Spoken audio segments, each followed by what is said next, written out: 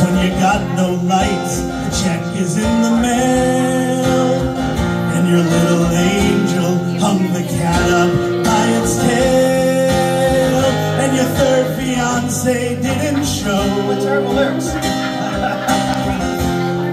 Sometimes you wanna go where everybody knows your name, and they're always glad you came. You wanna be where you can see our troubles are all the same. You wanna be where everybody knows your name. Roll out of bed, Mr. Coffee's dead. The morning's looking bright, and your shrink ran off to Europe, didn't even ride. And your husband wants to be a girl. Be glad there's one place in the world where everybody knows your name, and they're always glad you came. You wanna go where people know people are all the same. You wanna go where everybody knows your name. You wanna go where people know people are all the same. You wanna go where everybody knows your name.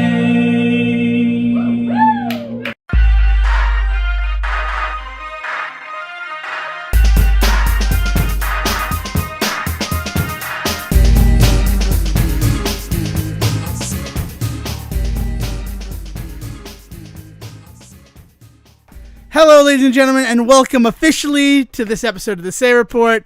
I'm Devon Decker. He's Sejohn Sarawak. How you doing, Sejohn? Doing pretty good. Considering how this episode started in the title of what you probably saw coming into it, you know what we're going to talk about today. Yeah, it's a bittersweet recording. Yeah. Back in season 1 of the Say Report, episode 21, we did an episode called Where Everybody Knows Your Name. And I said in that episode that it was our Cheers episode. And I don't know if it's because we were young and dumb and thought that we could only cover a topic one time. But it really felt like this is going to be the only time we talk about Cheers.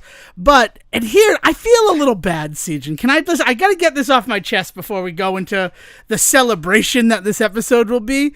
But the last episode we did, the Bedazzled Report, we recorded that one 2 weeks ago. It's been 2 weeks since I've officially been in the studio to record an episode of the Say Report.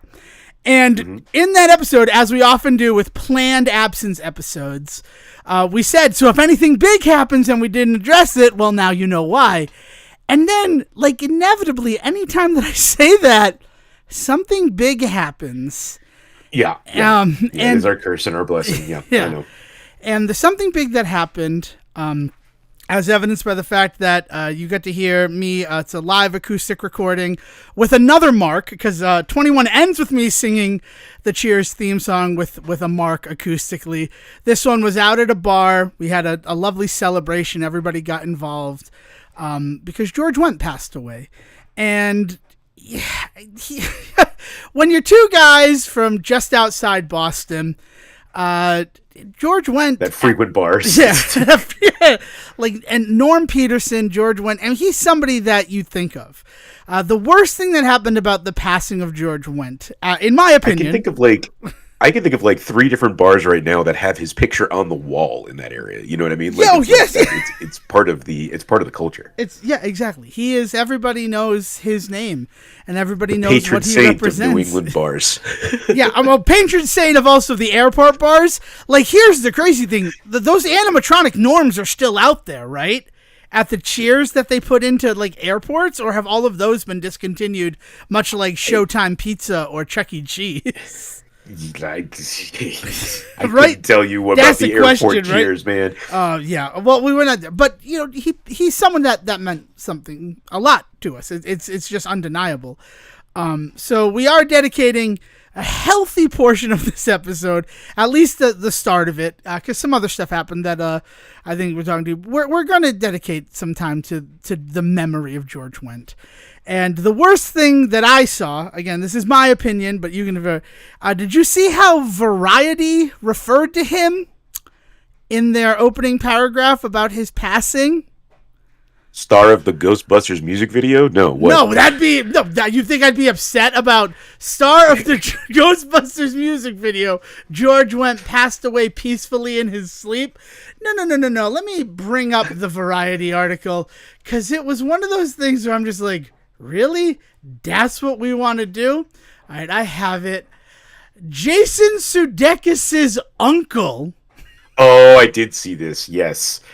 Yeah, Jason Sudeikis' uncle. It was a wild, wild swing. Not least of which because, like, everybody is somebody's family. And, like, the Nepo Baby conversation about Hollywood grinds my gears a little bit, but it is not because there isn't a nugget of truth to it, right? Yeah. So, like, who gives a fucking shit whose uncle he is? He was inevitably going to be somebody's uncle, right? But then... for that to be Jason Sudeikis also is a weird pull right now because he's a polarizing figure in some circles. Oh wow! It's the inevitable. Not sure what he's doing that's polarizing right now. Is it the fact that Ted Lasso's getting a 4th season after the perfect finale? Well, no, it is Ted Lasso related. It's I'm sure that's fuel for the flame in this regard, but it's that inevitable backswing on every cultural movement where inevitably the contrarians need to start kind of pushing their narrative, right? Yeah. So now there's a whole bunch of just like I'm not a huge fan. I don't get it. I don't. My friends are all into it, and I'm not. That kind of talk is starting to begin, right? So it's a weird little like blink and you'll miss it kind of move right now, but this is exactly Variety's job is to not miss this kind of shit in the zeitgeist, right? Like, their literal job is to report on the zeitgeist. So, like, with Sudeikis being in this weird place because of what you're talking about with Ted Lasso getting a new season, plus on top of that, the ways in which people are starting to do the whole, like, Ted Lasso's not as great as everybody says it is conversation. Like, and I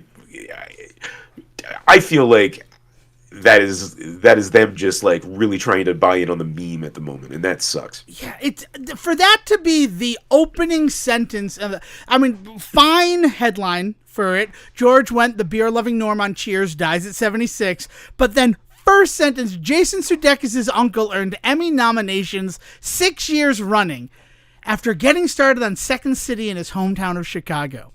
Why? What the fuck does that have to do with anything? Are you trying to center this cultural icon in a way that like Gen Z and possibly Gen Alpha will have like some connection to him? I look at that as a problem with the journalism, the reporting. Yes. Like what? Outside of everything that you're talking about, it's maybe not the best time to bring up Jason Sudeikis. However, like, who is that for? Who are you writing for? Because because I mentioned that again out at this bar where we were drinking and sharing memories, and like somebody I've known for almost like 15 years talking about the fact that like he based a lot of his life on Mayday Malone, and like now I see that. Like, I totally get it. Like, I'll be honest, I based a lot of my life on Norm Peterson. You mind if I have a beer here, Sejohn? No, not at all. I do want to make sure that like we're clear here that like as to like white dudes talking about this, like we're not surprised. I guess I can't speak for Devon, but I assume he's not surprised that like this is something that has happened to women and women of color specifically.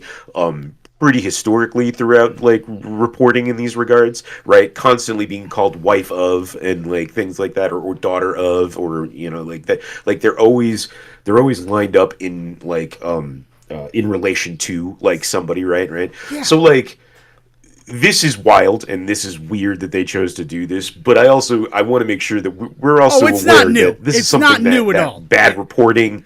This is an example of bad reporting through the ages, right? Yes. And specifically in the past, it's usually against people of otherness. It just so happens this time to be against something that is like fucking was television royalty for years.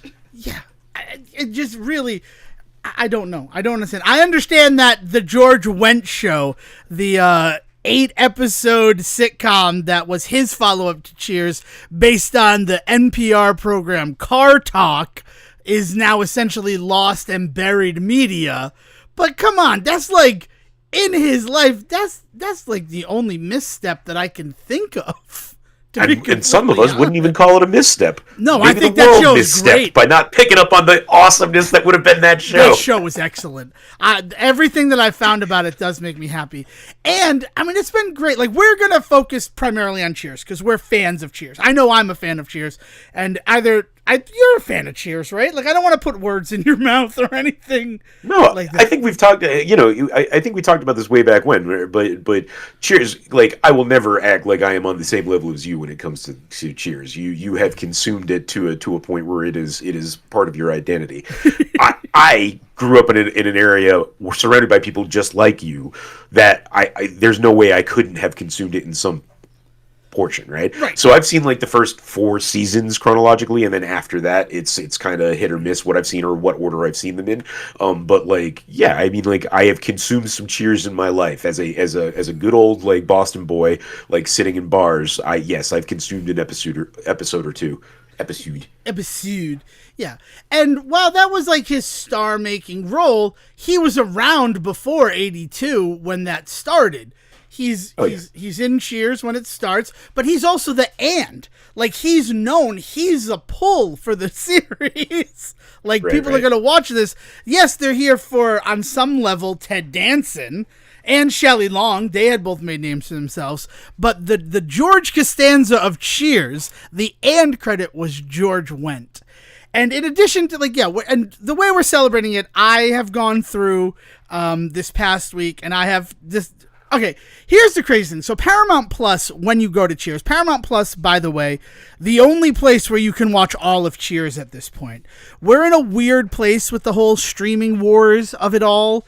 For a long time, it was Netflix and then Peacock and Hulu. Like, everybody kind of has Cheers, but only up to about the 4th season. Like, it's a little bit the first taste is free, but then you got to subscribe to some crazy thing. And Paramount has always been the production company behind Cheers, even though it was an NBC series. So Paramount owns it. They put it onto Paramount Plus. That's where all 11 seasons are. And if you go to Cheers right now on Paramount Plus, all 4 of you out in the world who are Paramount Plus subscribers, you will see that in the banner they have Remembering George Wendt. But then if you go down below that in iconic episodes of Cheers, and no denying they are iconic episodes of Cheers, none of them are really Norm Peterson episodes of Cheers. Which is a little strange. Also, Fools and Their Money, which I think is one of the most important episodes of the series, that's season 4, episode 12, is not in that list of iconic episodes, because that was the moment that we all knew we were going to be okay, because Nicholas Colasanto had passed away and we had lost the coach, Ernie Pantuso. R.I.P. Right, Coach. yeah. Like, that episode, it really established that Sam is the new coach and Woody is the new Sam in a lot of ways. But no, not an iconic, important episode of Cheers in the approximation of probably some intern they have at Paramount Plus who's like, yeah, these are the important episodes of I don't Cheers. want to be rude, but probably some AI. It might be a human being, in which case I apologize, but really it's probably at this point some computer went through and just like looked for basically ratios of Norm and like found like, well, he appears in this much of this episode, but it's like, yeah, but he's just in the background. Well, they did, to be fair, that list of episodes is not Norm coded at all.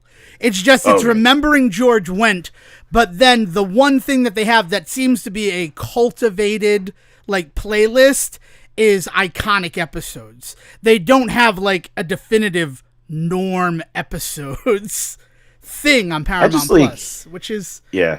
So that's why Devon Decker and Sejohn Sowerk at the Say Report, we've decided to do that for you. But before we get into that, the passing of George Wendt, it affected me. Again, we're in an area where people...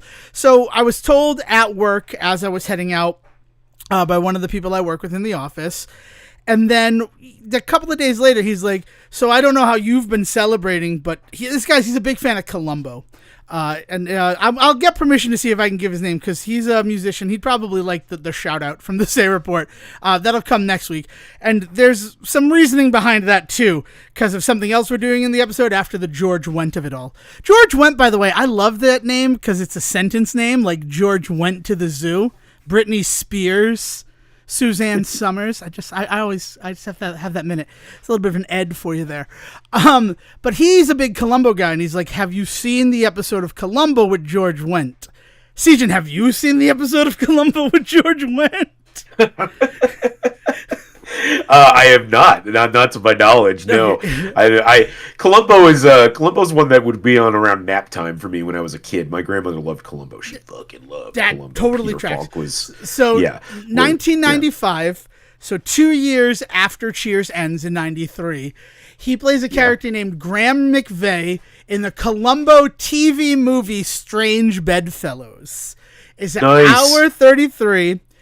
And the whole thing is, first of all, their last name is McVeigh in 1995, which just seems crazy. Because the plot line, spoilers for a literally 30-year-old episode of Columbo, he kills his brother because his brother has racked up a bunch of debt. His brother, Teddy McVeigh.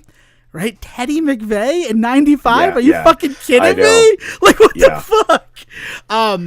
And I mean, it's canonically in the episode, it is October of 1994. So maybe it was held back because of the whole McVeigh of it all. But geez, I'm watching the whole time like, did they know what is happening? But sorry. But so he kills his brother because his brother's in trouble with the mob and owes the mob money. And then he has the mob guy over saying he's going to pay off his brother's debt and then kills the mob guy. And he plants the gun that he shot his brother with on the guy, so it looks like kind of like strangers on a train, but these two people killed each other. And Norm Peterson was just having a fucking scotch and soda, easy on the soda the whole time. And it's classic Columbo, how he solves it and figures it out. But the work that... One more thing. Yeah. No, not one more thing. Like, he gets to call out the whole one more thing of it all. Like, George Wendt is the person, like, he soars in the role. And also, sometimes in an episode of Columbo, and I've only seen a few, and again, like, around nap time, you're not wrong, the person who is the perpetrator. Because the nice thing about Columbo, very similar to the show Elsbeth, which if you have a Paramount Plus membership, why aren't you watching Elsbeth? It's fantastic. She is delightful. Oh, she is. I love her. I love Carrie Preston. I love that she's married to Michael Emerson. It's just, that show's fantastic. And honestly, in an episode where we're not honoring George Wendt, we will give that show more of its propers because it's probably the future of broadcast television with the way that it's structured. But again, we have something important to talk about. But much like Elsbeth, Columbo, you know who the bad guy is the whole time. And part of the fun of it is watching how Columbo figures it out. And then one of the ways that unfortunately happens is that the perpetrator sometimes, they have no chill. Like, they're just, like, acting, like, a little bit nervous and guilty. So, obviously, Peter Falk has picked up on that factor of it. George Wendt as George McVeigh, as Graham McVeigh, plays it so fucking close to the vest and cool. Like, I'm like, is this going to be the one Columbo where the guy gets away with it? Nice. Like, and honestly, the strange bet, I'm not going to ruin the episode because I do recommend it. It's available pretty much wherever Columbo is available. Peacock was the easiest place for me to find it, but I think Columbo's also on Prime Video. The problem with Columbo is the fact that the later episodes are like TV movies, so they're grouped together as part of seasons, and there seems to be no, like, definitive grouping of these episodes together. So it was a weird time in television where daytime TV was like kind of this weird no man's land, and like all sorts of wild things would take hold, such as, well, we're going to take this series and just turn it into a bunch of movies, which actually, if you're listening outside of the US, doesn't sound that strange because that happens all the time outside of the US, but in the US that had not really been the structure of TV up to that point, and honestly not since. Yeah, it's The path that I have gone on because of my coworker telling me about Columbo has been fascinating. But I really wanted to make sure, and I just finished it. Like, the reason we started a little bit late because I started the episode and I didn't realize that it was like not a pure 90 minutes. It's like 95. So I'm like, crap. Like, I just want to make sure that I have time to get everything set. But it was fantastic. I'm not going to ruin it because I do recommend anybody who wants to like honor George Wendt, especially honor George Wendt post Cheers, like, it's one of the best ways to do it. Another way is the show Clipped from TBS, which just featured a bunch of actors who would go on to like really be big in television. After that show like failed, everybody who was on that show has been in something else. And George Wendt in that played a homosexual barber at like a stereotypical kind of Boston barber shop. But then the best part about the show, and he was playing the role very good. Like, it's not crazy. He's not over the top. It's just, it's George Wendt. And wait, didn't he also play the gay barber in Outside Providence? Brothers one there with the get out of here, dildo. With that, Outside Providence. Outside Providence. Yeah. Yeah, he ends up also gay at that group at that table. He is the one who's like, well, I'm gay. Like, so it's a thing he does, and there are some things, and we're going to talk about it once we get to the Cheers list. But that's weird. I was just making sure that we weren't just confusing. No. There. I mean, Clipped, he's definitely because in Clipped, the really crazy thing, and not crazy like, oh my god, that's insane, but just crazy if you're a fan of 90s television. Who do you think plays his husband, Sejohn? If he's George Wendt? Yeah, who do you think plays George Wendt's husband? Ted Danson. That would be too good. Too good. No. Reginald VelJohnson. Hey! And he's a cop. So nice. They're just like really just playing on everything that you talked about. The biggest person to come from Clipped is, I found it, Buzzy is the character that he plays. He's also in an episode of Franklin and Bash. He's done a lot. But doesn't he show up, like, speaking of Ted Danson and him being making fun of the whole thing, he shows up on Becker as a bartender, doesn't he? Isn't yes, that, like, that is an episode of Becker, yeah. So the person who's probably had the most, well, between three of them have had pretty big careers after Clipped. Ashley Tisdale was in it. Lauren Lapkus, who is about to be getting a spinoff of The Big Bang Theory. And Deanna Reasonover, who took over for Abby on NCIS and has been on NCIS, for I think 10 years at this point. That might be incorrect, but no, from 2018 to 2025, 136 episodes.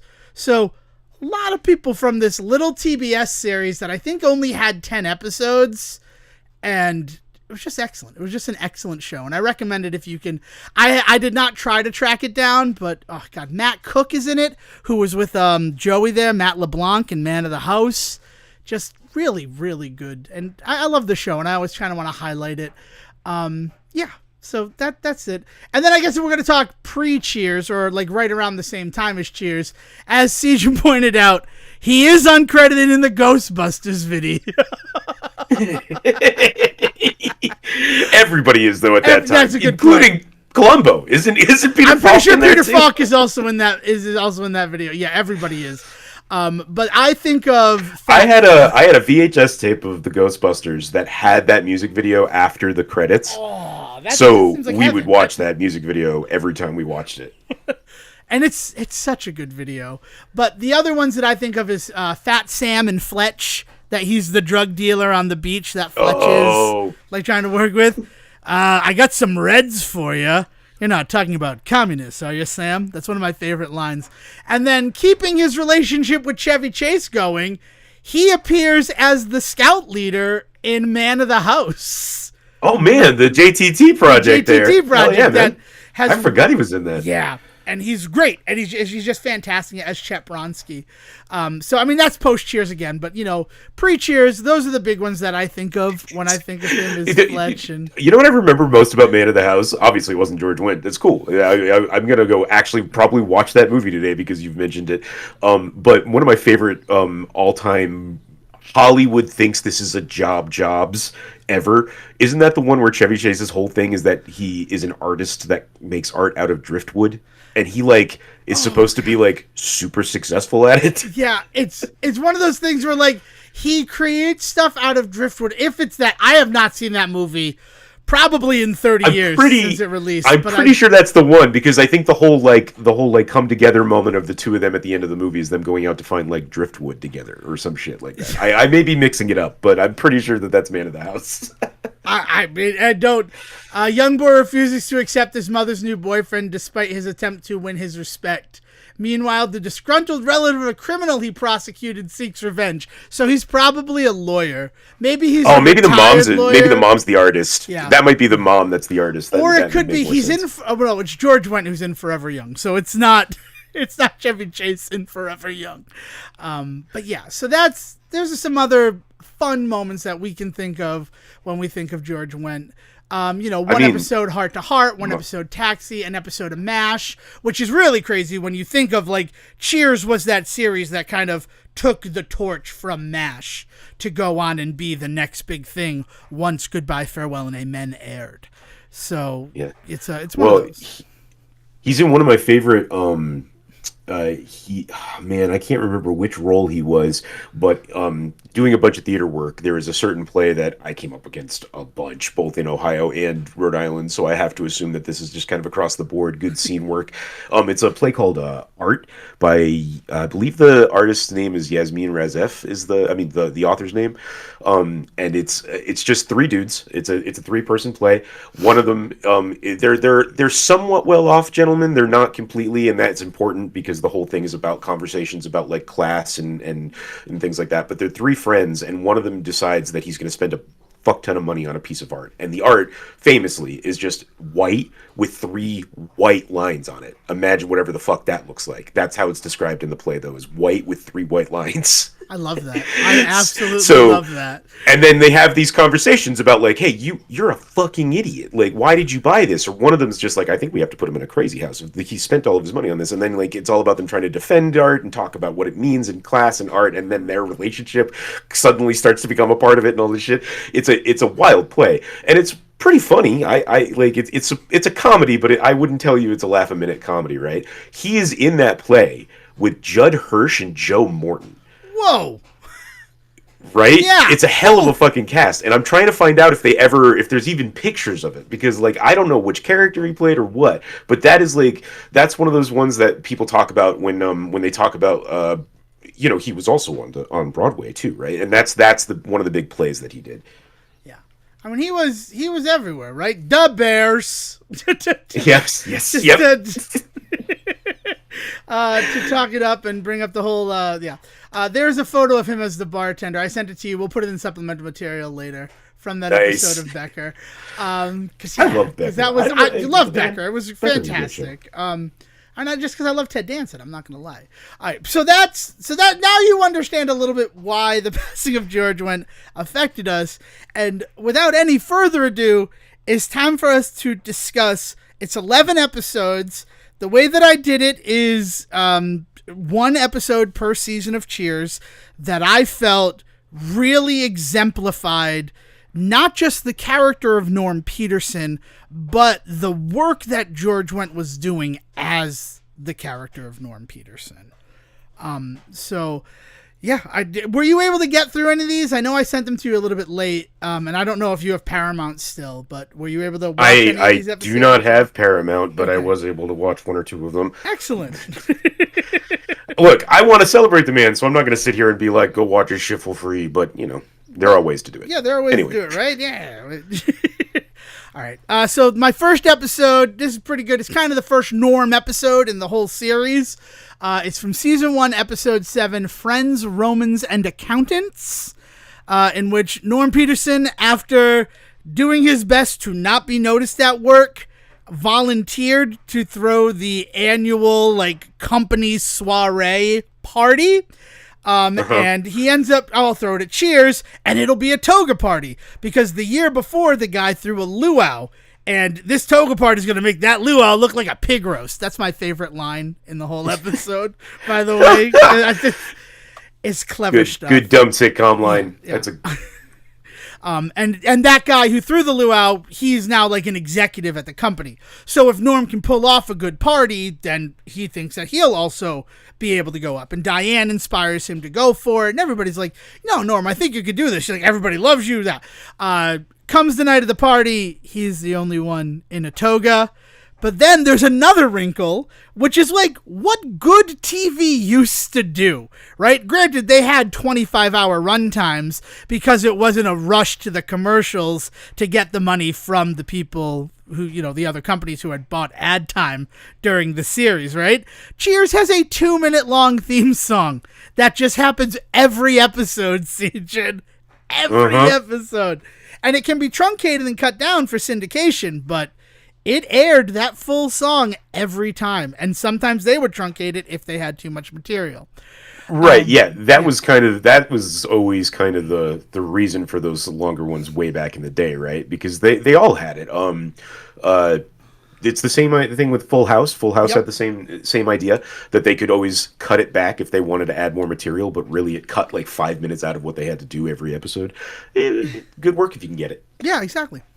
And God, I TV theme songs, maybe we'll do a whole episode on them sometime. A lot of them are iconic because you had to justify giving up actual content of the series to this thing, right? We're kind of living in a post-theme song world right now between the skip intro button and all that, but that's another discussion. Well, and there were a couple of early on theme songs that hit so hard they actually became kind of singles in their own right.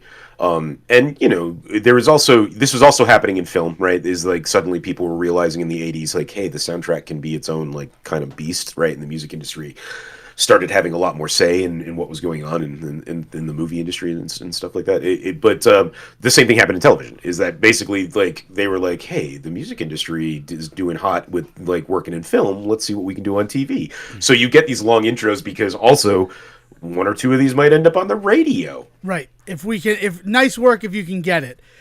Really, yeah, you're not wrong. You nailed it with that, Sejohn. Oh, God. So they have these theme songs, but the wrinkle that is added in the back end of Friends, Romans, and Accountants is that also being in charge of the party means that you're Fredo Corleone and you have to arrange for entertainment for the big boss.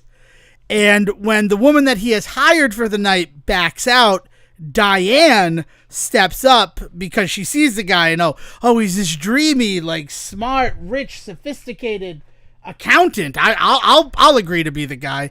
And then that guy, because he expects her to be like a sex worker, right? I have no issue with sex workers, but that is essentially what they're kind of like dancing around the whole episode. And they're more dancing around it because it's 1980s when this is airing. So it wasn't the type of thing where at an 8 o'clock TV show, I think it was 9 that Cheers aired, but I'm not 100%. I do not remember that part. I'll say that. That they could say things like prostitute or hooker on TV without people clutching their pearls. I would assume 9, but I would assume the later in the night then, because that was another big thing. Is back in the 80s, there was a very stark difference between what you heard at 10 o'clock and what you heard at 6 o'clock, right? Yeah. Well, even like primetime television, things could get a little looser, and then as the night went on, it happened in the 90s, but that NYPD Blue where somebody said shit. Right? Like, he said shit. Oh, man. So that the boss ends up going. Cheers was on at 9 p.m. on Thursday nights. Thank you. Yeah. I just wanted to find it. It was weighing on my head. He gets fresh with Diane, and even though Diane was initially like into it, he's a little aggressive. So she's like, "No, I don't want to do this. I want to stop." And then when he doesn't stop, Norm steps in and punches the guy. So the Norm gets fired, right? This whole thing that's supposed to do it, he gets fired, and he's not too upset about it because now he's on unemployment, and he's an accountant. He can make that work for him. Now he'll get to spend more time at Cheers. And it's a good one. And some of the stuff that George Wendt sees in it, you see that he's more than just the barfly. He's got a fully realized character in that episode. It's really good.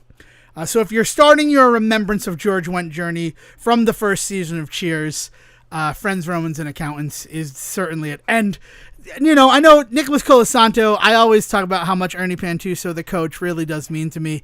He has a running gag in that episode that is just perfection. Like that I'm not going to spoil for anybody. Go watch Friends, Romans, and Accountants. Which now brings us to the second episode from the second season, episode 15, No Help Wanted. Norm has been unemployed since the events of season 1, episode 7 of Cheers, and his unemployment has run out. So he is forced to get a job as a dishwasher at the seafood place upstairs from Cheers, Melville's. And that's a little dehumanizing for him because he was an accountant. He can't get another accounting job.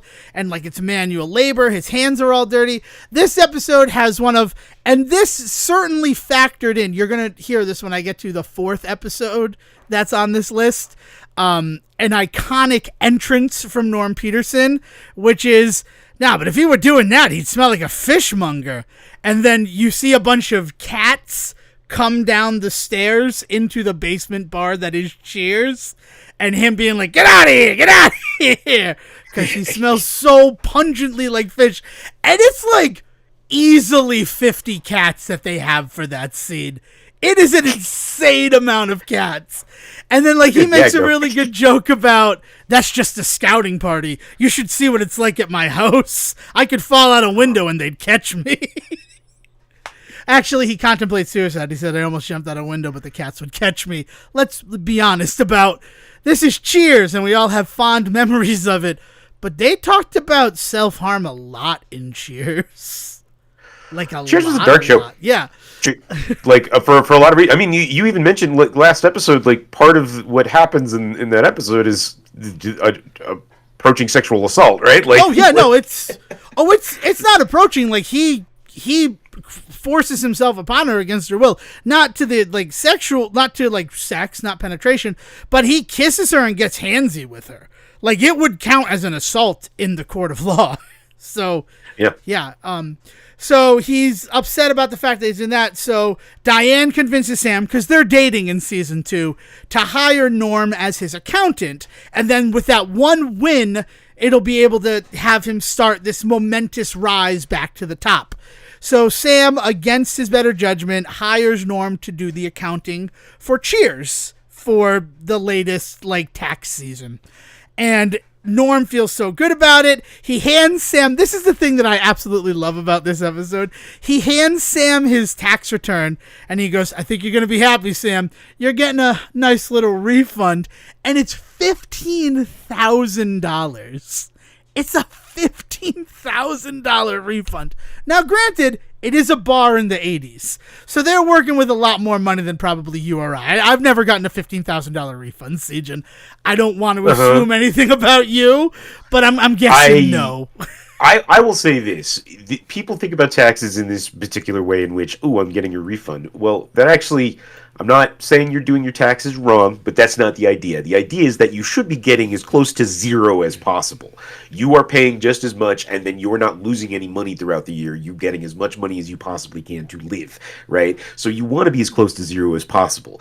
And at our level, you and I, as individual people, I got a couple $100 back a year. Hell yeah, okay, I'm not gonna push myself to be better next year. That's fine with me. When you're at the level of running a business, you are trying to get to that zero. Getting a $15,000 refund means that he found something that was very wrong, which I think is supposed to be the point, right? Right, because he's like, I've never gotten a refund like this in the past, and he has the whole, Sam, I went through all your past returns. The guy you got working for you, he's not good. You are leaving money on the table with him. He's not looking at things properly. You have deductions that you could be using. So, this is good. But Sam doesn't trust it. He's real conservative with money, which is the weirdest thing to come from Sam Malone's mouth, because every other week he's spending $1,000 to get in the pants of some lady who happened to accidentally come into Cheers. Hey man, he knows how to budget. He has a fun budget. What do you want? But he says, I'm not real conservative with money. So he ends up not sending in the return that Norm did. And Norm and him get into this huge fight about, like, I thought we were friends all these years, Sam, but now I know you don't trust me. I'm stopping coming to Cheers, which is crazy because it's Norm, right? It's Norm Peterson. Yes. Right. So then he's like, we're going to do it. They go into the office to, like, have it out. And Norm just breaks down in tears. He's like, Sam, I just got, like, out of hand and all this. And it ends with him becoming the accountant for Cheers after this tax season, which is a nice little thing. I don't know how long that goes on.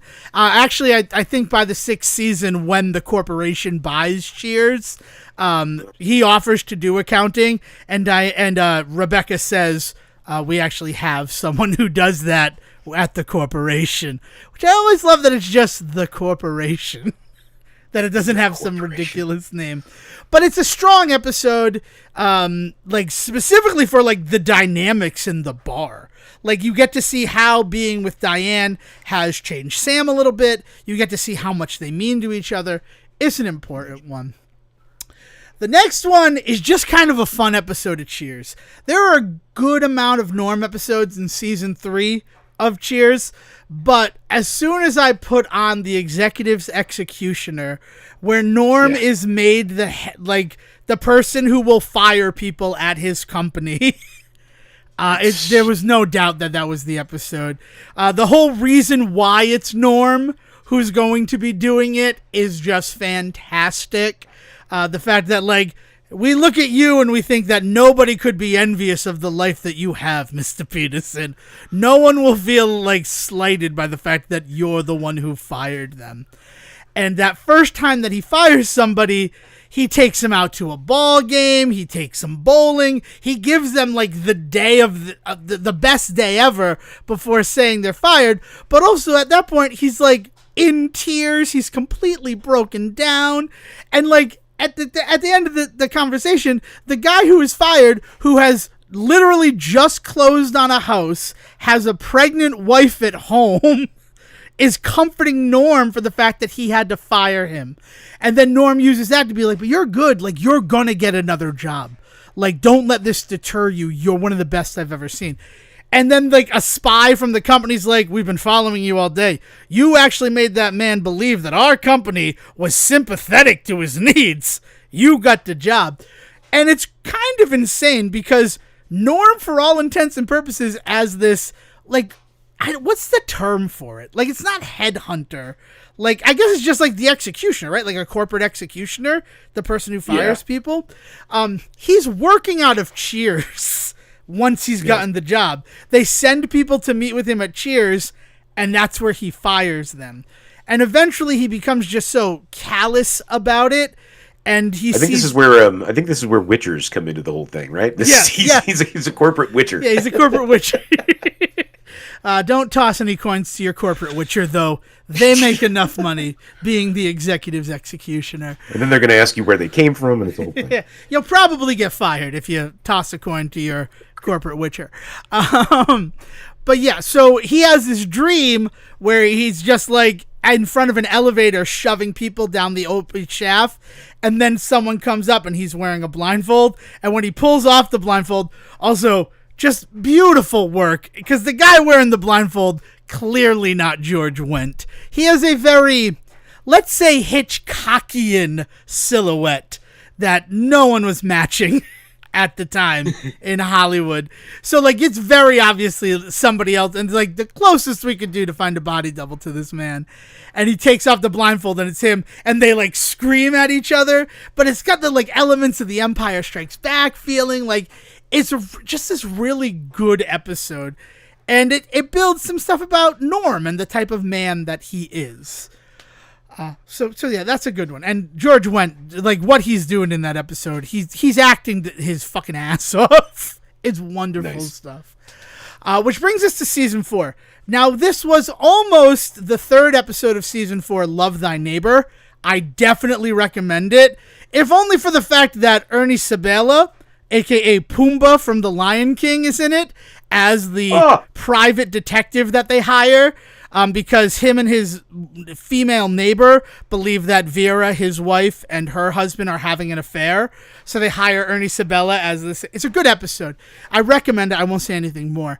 But the one that we ended up putting on the list, season 4, episode 18, The Peterson Principle, it's on there for one very important reason. Do you want to take a stab in the dark if you haven't seen it, Sejohn? Or if you have seen it, why this one's here? I don't know. Okay. I have to imagine somebody that shows up, right? It's not somebody who shows up. There's some, I mean, what's it? The Niles from The Nanny shows up as Norm's boss eventually. Nice. But that's not the reason for this. I'm going to ask you to say the most iconic Norm entrance in your mind. Like, what is the first thing that comes to mind when I ask you to do that? Like, just everybody screaming Norm? So he comes in, he goes, "Afternoon, everybody." Everybody goes Norm, and then he has, like, kind of like a one-liner. Like, that's how, that's the setup of the Norm entrance joke. Yeah. I don't know, man. I couldn't pull one out of my ass right now. Okay, so when I was working comedy clubs in 2010, I was still a big fan of Cheers, and it was like kind of like shorthand, like, oh, you know, Cheers, like I was instantly accepted by people when I could like talk Cheers. And the line that everybody talked about was, "How's the world treating you? It's a dog-eat-dog world, Woody, and I'm wearing milk-bone underwear." Is his response. And it's a good one. I do like that. I like that response. It is very funny to me.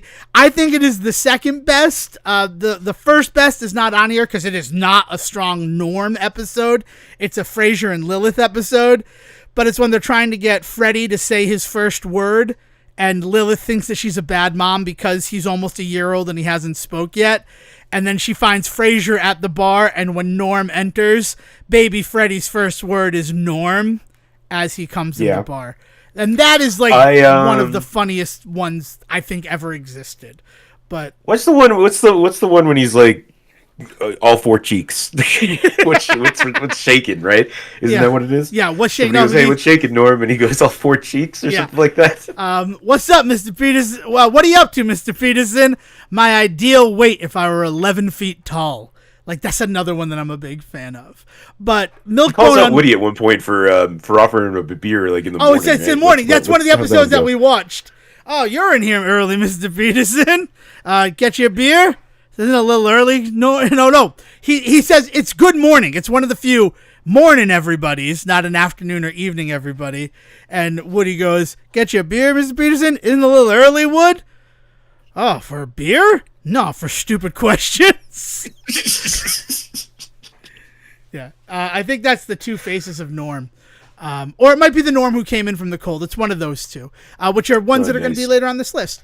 But the Peterson Principle, it's a good one. It's another one where he's up for a promotion at work, and him and the other guy are like neck and neck for this executive job.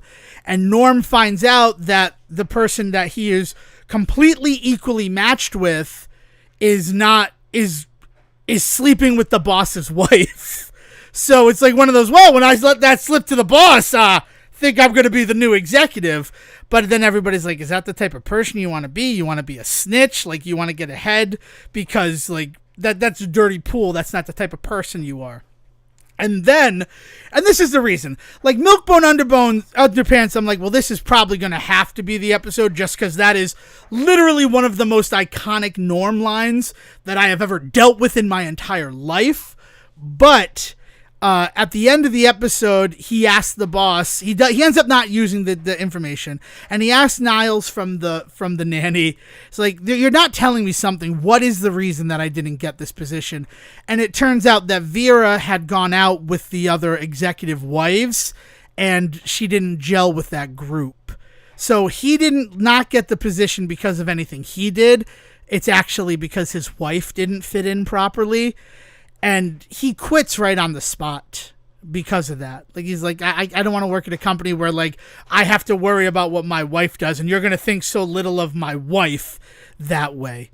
And it ends with a nice moment of, I'm unemployed. And Woody, I'm sorry to hear that, Mr. Peterson. No, I mean, I'm unemployed. Give me a beer. This is going to be great. So it's a strong episode. It's a good one. That's your Excellent. Season 4. Season 5 is the first one where I ran into a real difficult time trying to figure out what episode I wanted to use. Because right up, to choose from, or 2 really good ones to choose from. Which, I mean, for better or for ill, really. Initially it was between Tannin Wash and Norm's First Hurrah. So we're talking about the one I didn't add. Season 5, episode 23, Norm's First Hurrah. He gets a job, finally, and he's telling the people about it, and he embellishes a little bit, right? So they go down to visit him, and it turns out that he's working in a broom closet, and Diane convinces him to, like, try to raise up and make a big name for himself. As a result, I'm just trying to stay under the radar, get paid, and get the hell out of there every day. It's a good episode, but Tannin Wash is also a really good episode, and the way I broke the tie on this is I went to IMDb and I chose the episode with the highest episode rating, because I feel that both of these are really good Norm Peterson episodes. They both happen to be in season 5, and Tannin Wash had 0.2 points higher than Norm's First Hurrah. And in this one, it's you got some great George Wendt in it. He finds out about an investment possibility. It's a combination tanning salon and laundromat. So while you're doing your laundry, you could sit under the healthy UV rays of our tanning beds. Which they say that so many times. And you have Sam and Cliff and Woody all coming in because they all invest in it, right? Like, despite his protestations, he's like, you guys don't want to invest in this. It's high risk, high reward, and I don't feel comfortable putting you guys into that risk. But they all insist, so he takes their money, and it's like $200 a share. So Sam invests $1,000, Cliff invests $1,000, and Diane and Carla each invest just $200. They have one share in the company. And it is this weird, like, summer extends, like the Indian summer, into August, so nobody's going to a tanning salon. There's no need to go to a tanning salon. So it looks like it's a failing business. And they all are mad at Norm, so he's like, fine, I'll buy you out. I'll take your money. I'll buy your shares, right? I told you I didn't want to do this. I'll buy your shares. And then, like, the next day, one of the craziest snows ever in Boston hits. So Norm is suddenly in the money. And he has this great moment where he enters and he looks like a Russian oligarch. He's got like a fur coat draped over his trench coat. Like, he's wearing a trench coat anyway, but then he has a fur coat and he has the big fur hat. And everybody's like mad at him, as if he's like, I told you that, like, this is a thing, and then you insisted I buy you out, and now this. And then he's like, and the worst thing is you're supposed to be my friends, and you can't even be happy for me on, like, some level, right? Like, it just, I don't know if I want to come to Cheers anymore. He threatens that a lot, which is really interesting when you consider. So then they're like, no, Norm, we're sorry. It's really sour grapes. We're upset that we didn't stick in it. And he reveals, I never really took you guys out of it. So here's your first dividend checks. And they all make good money. So they go outside to play in the snow. And you see them through the little glass, like jumping up and down and playing in the snow. It also has just a really good line. Last one outside is a Clavin. And Cliff totally co-signs that and goes along. And then Diane is last. And she's like, I'm always the Clavin. There's a lot of world building in Cheers, and it's just happy. It's just so happy to see. But then Norm gets a phone call at Cheers, and all the snow on the roof of the building of the Tannin Wash has caused the roof to collapse, and the insurance has not yet kicked in. Oh, no. So they got one nice dividend check, but now that's the end of the money. And he goes outside and he's like, hypothetically, if the roof had collapsed and through, like, you know, just how insurance works, insurance hadn't yet kicked in, how would you guys feel about that? And he just gets pelted with snowballs. Credits.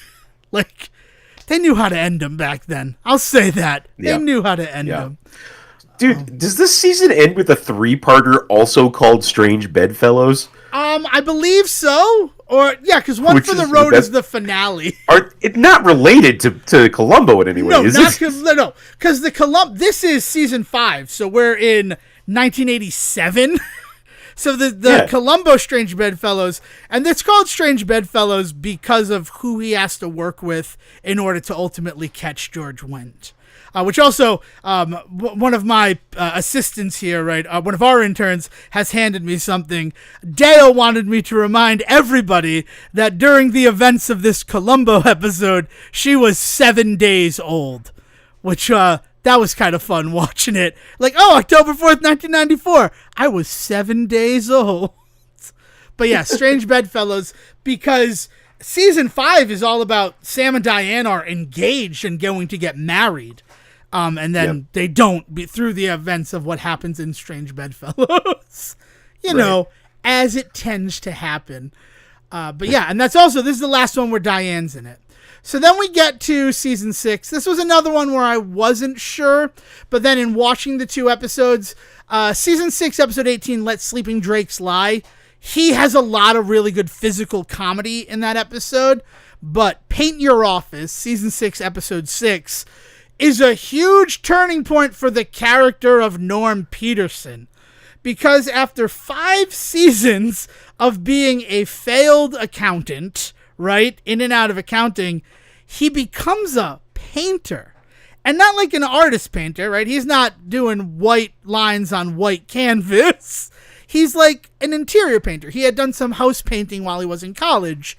So then when Rebecca cuts him off, because she's now the manager of the bar for the corporation, says that he can't drink because he owes $837 on his tab, which fantastic George Wendt delivery. I'm hearing it's below 900. Give me a beer, Sammy. And you also need to think the beers at Cheers fall mainly on the plane. No, the beers at Cheers are $1. So to have a bar tab of 837, that means that he's had 837 beers. In the time probably that Rebecca has been there, because they make jokes about his tab. Like there's an episode where Sam's like, no, I keep Norm's bar tab in a safety deposit box. It's the most valuable thing I own. Which, like, you really want to talk about venture capitalists and the potential of things. That's all that bar tab represents, is if one day Norm Peterson pays this off, I can retire for the rest of my life. Yeah, it was basically Bitcoin. Yeah, it was Bitcoin before Bitcoin. God damn it, Cheers. Why'd you have to bring one negative thing into the world? I'd buy Norm coin in a second. So would I. But, I mean, yeah. We should mint Norm coin. Let's not, because that always ends bad. We don't want to be the next Hawk Tua girl, CJ. But Paint Your Office is really good because Rebecca, Kirstie Alley's character, she comes in and she's kind of a polarizing force once she gets there.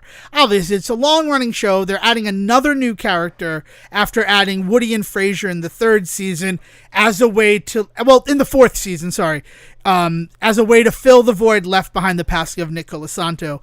It took 2 actors to fill that role, which is really something, right? Because Fraser comes in and is the friend that Coach was to Sam, and Woody comes in and is the co-worker, like, surrogate family that Coach was to Sam.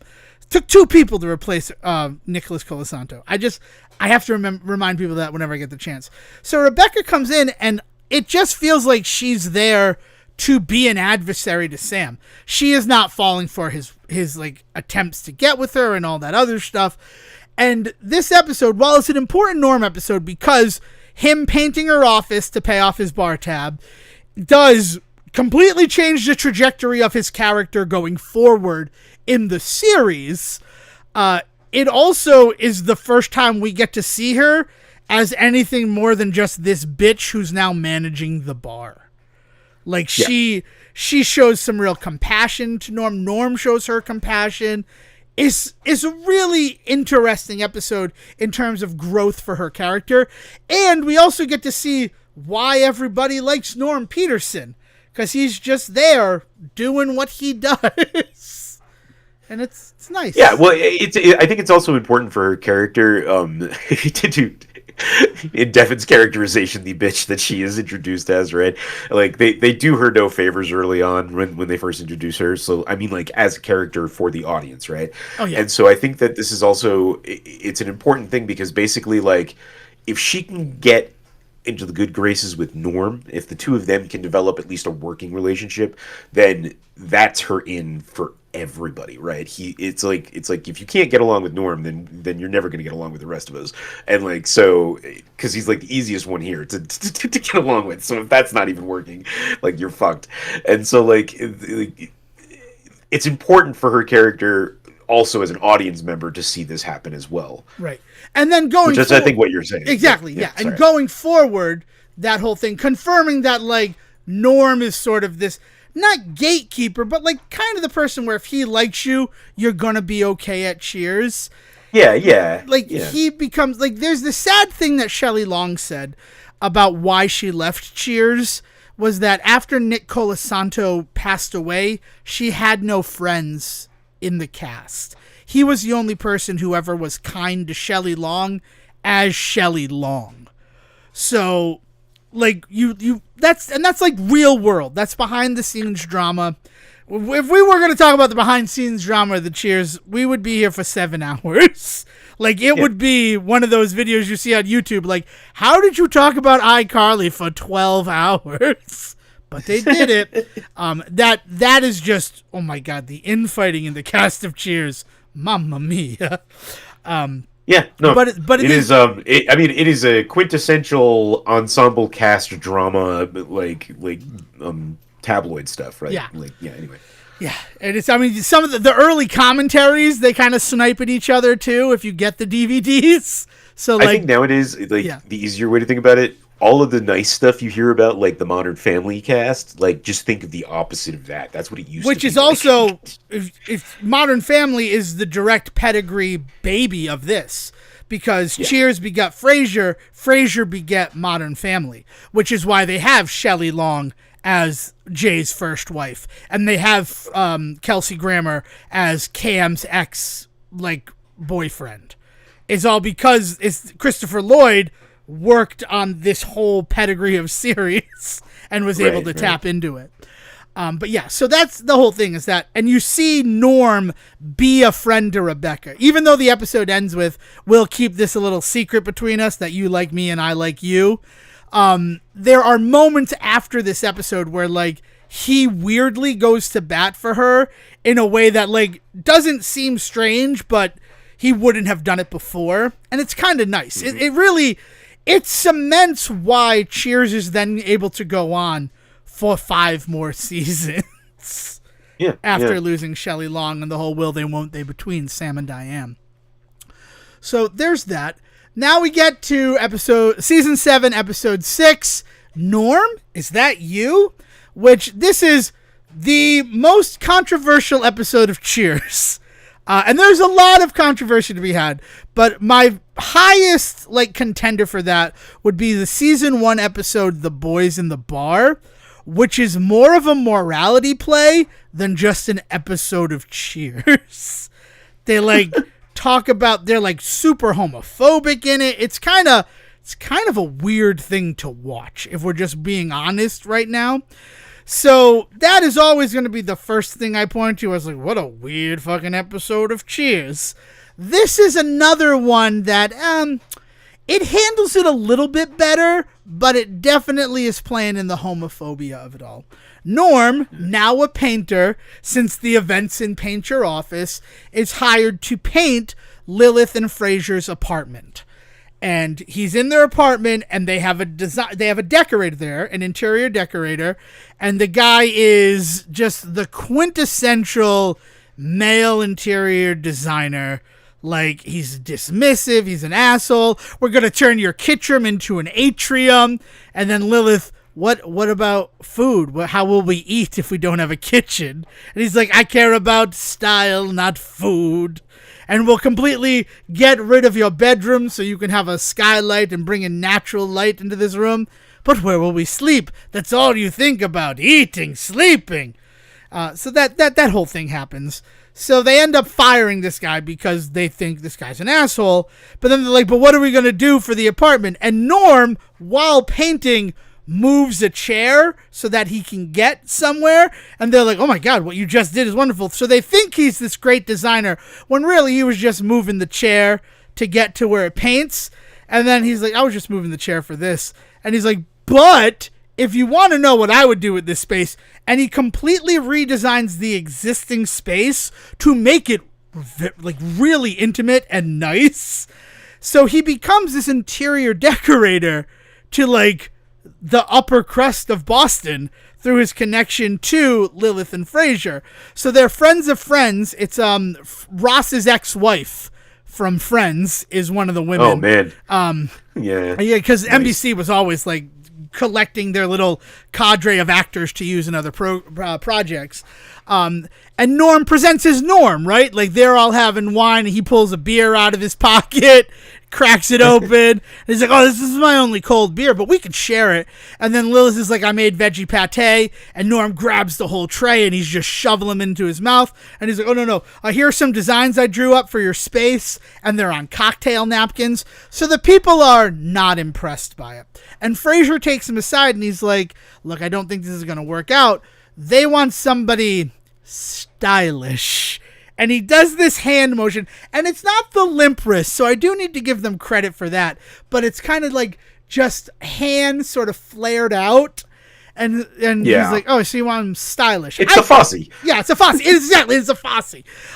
So he's like, oh, so stylish? I can do that. So Norm pretends to be a homosexual to work for these people. And he does such a great job, they track him down at Cheers, and he has downplayed the fact that he is an interior decorator, right? I don't want people to know that I have a perfect sense of color, right? It's been my secret shame my entire life. He has some good lines in it. So then at the bar, they're like, oh, you should come up to our mountain retreat with us. We also have our friend Michael, who is dying to meet you. So Norm has to lie and say that he's actually with somebody. And of all the people he could choose at a season 7 Cheers, he picks Sam to be his lover. And Sam is not there for that. We've seen how homophobic Sam can be in a couple of earlier episodes. I probably would have gone with aspiring actor Woody Boyd to be my thing, but they actually cover that in the next episode that we're going to be talking about. Why Woody wouldn't have been a good choice either. So good for you guys who created Cheers. But yeah, so at the end of it, he comes clean and he has this great whole monologue of like, I'm straight. I prefer the company of women. I'm coming out of the closet. Like it's this whole sort of like subversion of a homosexual person coming out of the closet, or at least what Hollywood in 1987 thought that was. I'm sorry, 1989, because we're in season 7 of the show. And at the end of the day, they're like, we can't work with you because you lied to us. And he says, I'll do it for half price. He gets the job. Everybody cheers, and that's it. It's the next episode that I almost spoiled. And the next episode, season 8 episode. That's how every episode of Cheers ends, with everybody cheering. That's everybody why it's called cheers. That, you know? That's why it's called that. So season 8, episode 5, The Two Faces of Norm. Norm is actually pretty successful as a painter.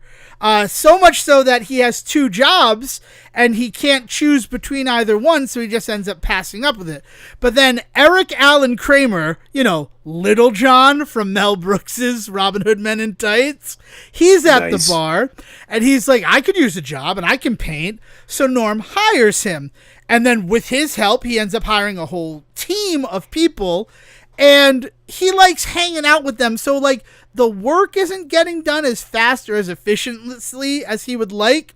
So Fraser tells him about a play, and I wish I could remember the name of the play, where a person in a similar situation invents a fake business partner and then blames all of the sternness on that business partner. So Norm takes that to heart and he's like, yeah, I'm going to do that. So he creates Anton Kreitzer, and that's his partner. So now he calls him up and he's like, I want you to get to work right now. And he's talking into a beer mug, and it's just this wonderful stuff with it. And it eventually gets to the point, like Fraser is having some fun where he's like, when you see us, who do you mean, Norm? And he goes, oh, me and Kreitzer. All right, now when you say Kreitzer, what do you mean?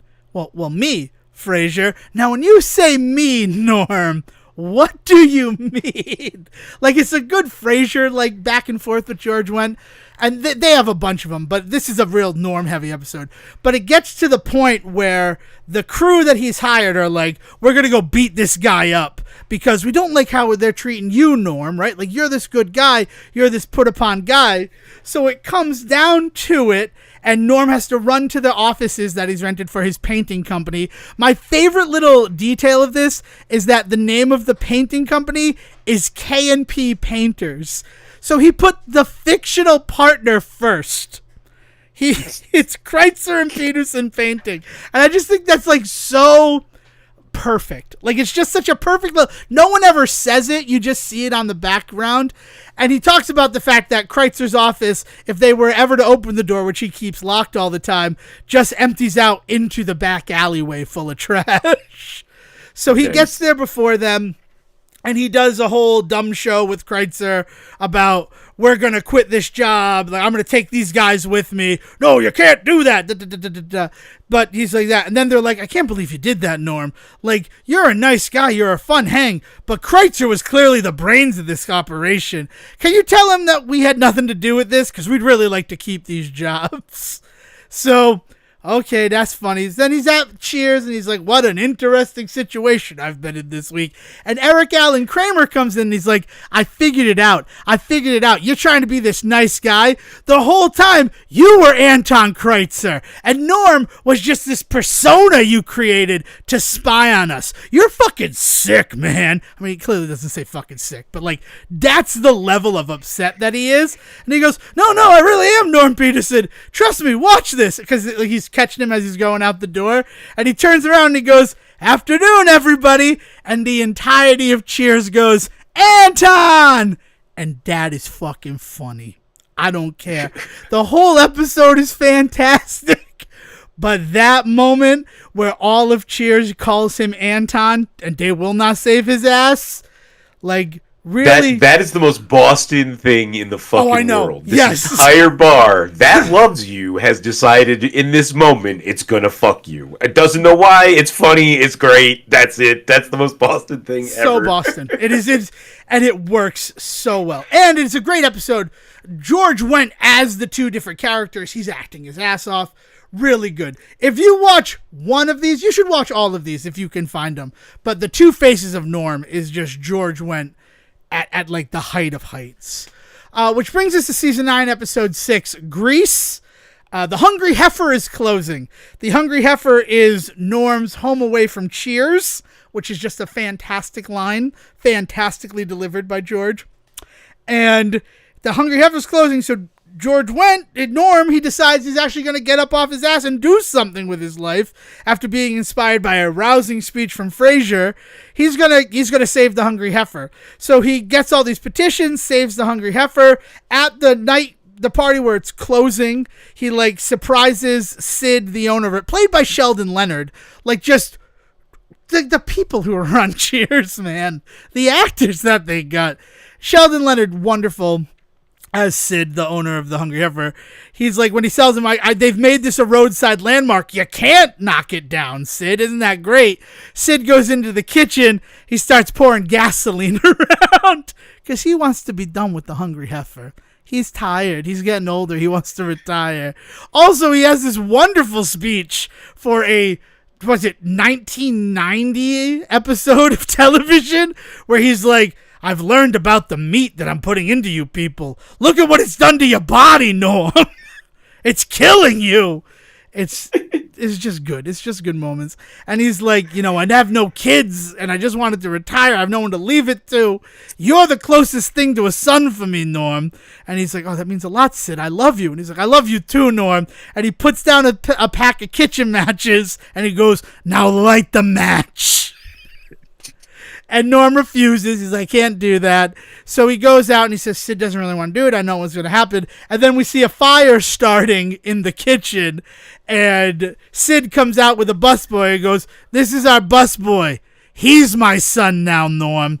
And then And it's good. It's a good episode, but it's nice, like, seeing it that, and the Hungry Heifer in the span of Cheers does become like a rich well for jokes. So it's the first time that we actually get to go there live, because like Cheers, the motion picture where Woody is making a home movie to show his family what his life is like in Boston, they go there, but like to actually see it and they're sitting there and enjoying it.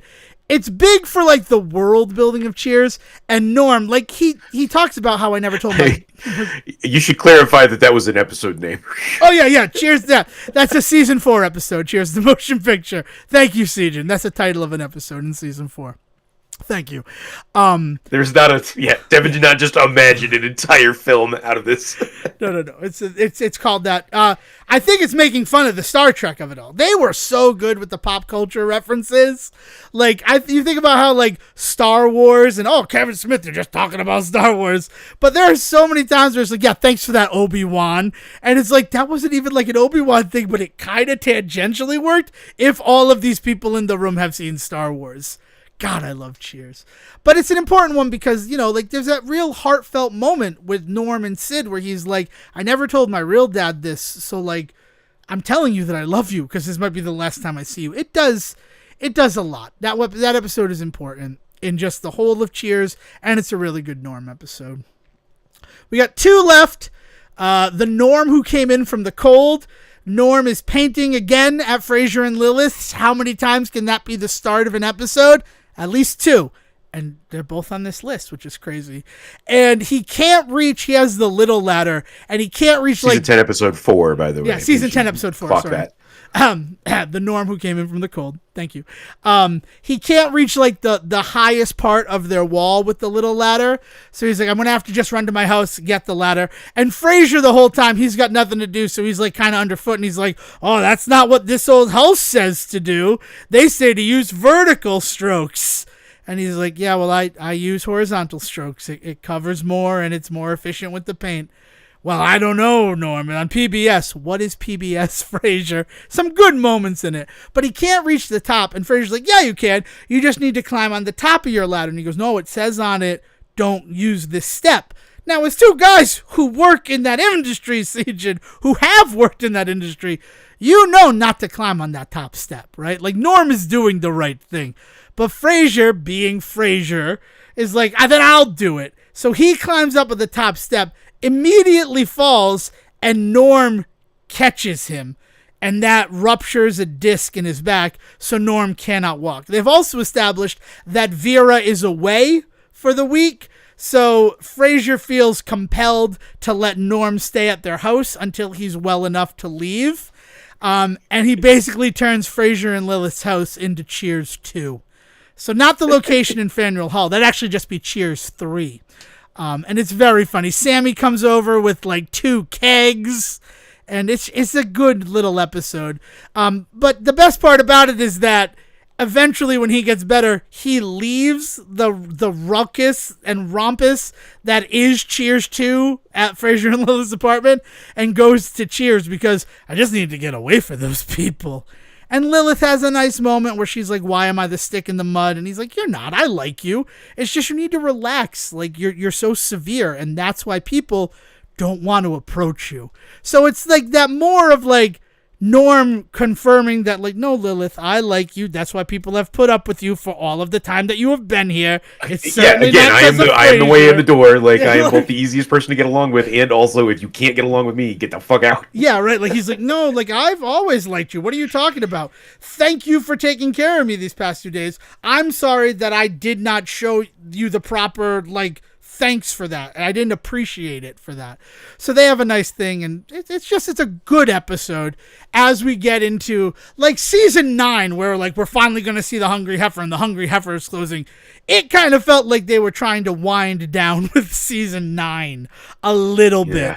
So like season 10, it's kind of like they're kind of throwing everything at it. But that episode, season 10, episode 4, it's a fun one. There's some fun stuff. You get to see, like, I'm sad that Fraser and Lilith ultimately get divorced, but, like, they really start to drop the breadcrumbs about how controlling of Fraser's life Lilith is, and also how glib he is about her.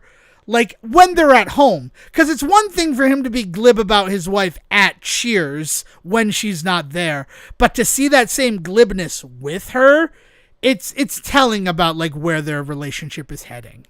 So right, it's important stuff for the world building, and there's some really good. Norm just so sincere. No, Fraser, you see that little sign on it? Says "Do not stand on this step." I'm not standing on that step. I will get hurt. Nonsense. I'll do it. Immediately falls and would have gotten hurt. And also, like, TV Guide was a thing at the time, right? I remember the TV Guide where Norm buys a chimpanzee in order to insult Cliff, right? One of the best TV Guide descriptions of an episode of Cheers ever. In a weird episode of Cheers. It's not on this list. So if you read The Norm Who Came In From the Cold and saw Norm hurts himself while painting Fraser and Lilith's apartment, you think it's going to be because he stands on that top step and falls. But no, they subvert that too. Like, Cheers was very aware of the world around them. And that's it.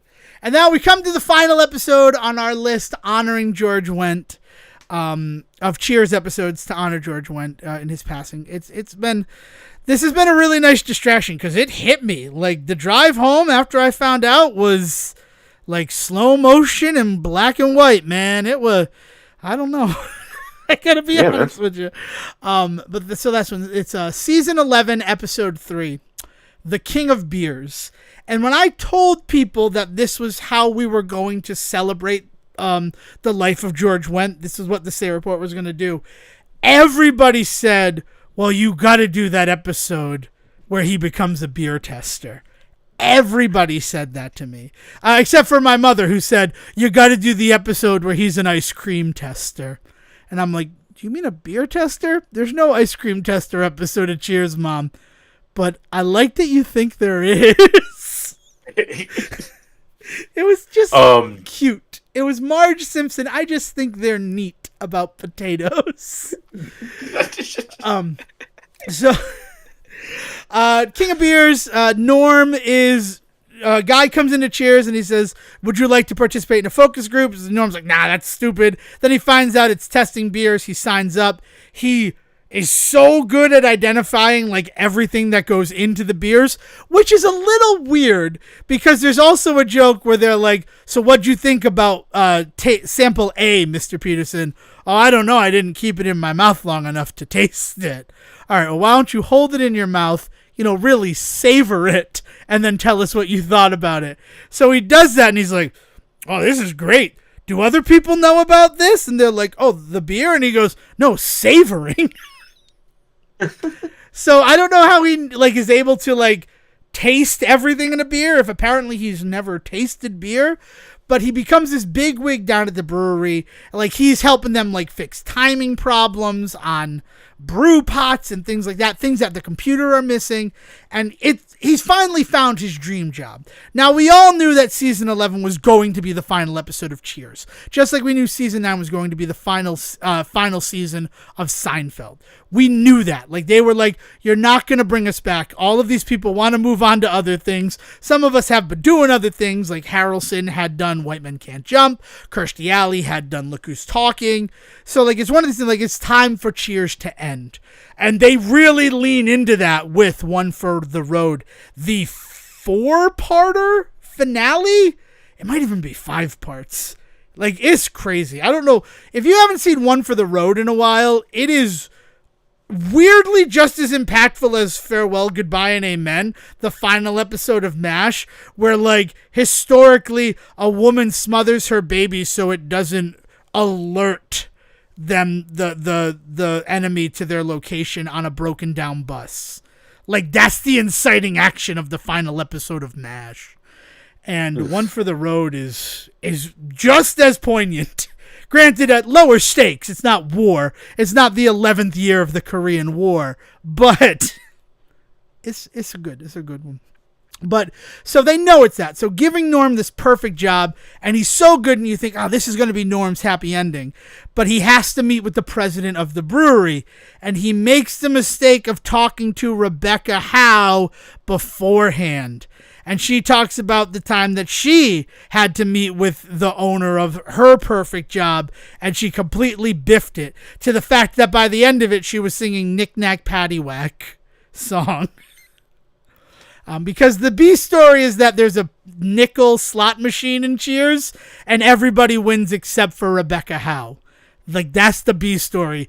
They really gave it all to Norm becomes a beer tester at a brewery. They knew what they had. So then Norm meets... What's up? I was just going to say, do you know who directs that episode? I do not. Who is the director of that episode? John Ratzenberger. That's fantastic. He directed a few episodes of Cheers. Like, he had been directed for 4 or 5 seasons at that point. He had gotten 1 or 2 episodes a season, and that's just that's one of his. Yeah, that tracks. I don't think he's in that episode that much now that I'm thinking about it, because he was behind the camera, which also makes sense because it's filmed in front of a live studio audience. So it's not like one of those where he could very easily be on set and directing like we see with other shows that are just shot in a soundstage without people watching it. Wow, thank you for that, Sejohn. That makes me very happy knowing that. But then at the end of it, Rebecca gets into his head, and he ends up singing the Knick Knack Paddywhack song. He loses the job, and it's kind of sad, but, you know, he at least got to taste that happiness before the end of it. And it is, honestly, that's the only episode that I would say would be required watching. Even knowing nothing about the characters, they tell you enough about everyone in that episode that it would be an enjoyable episode of television for you. I love that episode. I absolutely do. And in the Strange Bedfellows episode of Columbo, the end music is Knick Knack Paddywhack. So it really did kind of feel like a nice reference to all those people who were tuning into the Columbo TV movie that week because George Wendt was in it. Wow. So I've been talking for almost 80 minutes about George Wendt. Is there anything else that you want to make sure that you say on it, Sejohn? And then just a couple of things that happened during the sabbatical while you were in LA. I want to hear about LA if you're willing to share anything there. So... before we close the book on Norm. What I can talk about, I will definitely. No. As far as the George Wendt stuff, like, no, it's just when you sent me the news, and that was the first I had heard it. I knew immediately that it was big, and it was going to be impactful for us, because like we joke a lot about like shows that we just always had on, and like shows that just like kind of became part of who we were and things like that. And like Cheers being a part of not just our lives but other people's lives, this is one of those rare ones where everybody was kind of in this. We're not always on the same page as the rest of the people in our lives growing up, right? Sometimes Suits LA happens, right? Sorry. Yeah. No, it's, you know, like we joke a lot about like certain shows that we watched that we took in that maybe not necessarily everybody else did, but this is not one of those. This is one that everybody had taken in, right? So our whole culture was shaped by Cheers in some ways, in big ways. Yeah, huge ways. I mean, we talk about Seinfeld a lot on this show. That show is like 100% the anti-Cheers in so many ways. Even when it's not just, but just as impactful, but just as certainly impactful just in our lives and in the lives around us, right? Right. I mean, but like to George Costanza and his whole fighting with Ted Danson, like how much does Ted Danson get for Cheers? That's how much we want for our pilot. We want the Ted Danson jet. And then for that to go on and Ted Danson to be a recurring character on Curb Your Enthusiasm, like it's just, it's this just wonderful. Sometimes you're able to trace the lineage of something, and Cheers, I mean, we grew up in the shadow of George Wendt in so many ways, and it's weird to be able to see the sun again, because on some level we know it's because he's gone.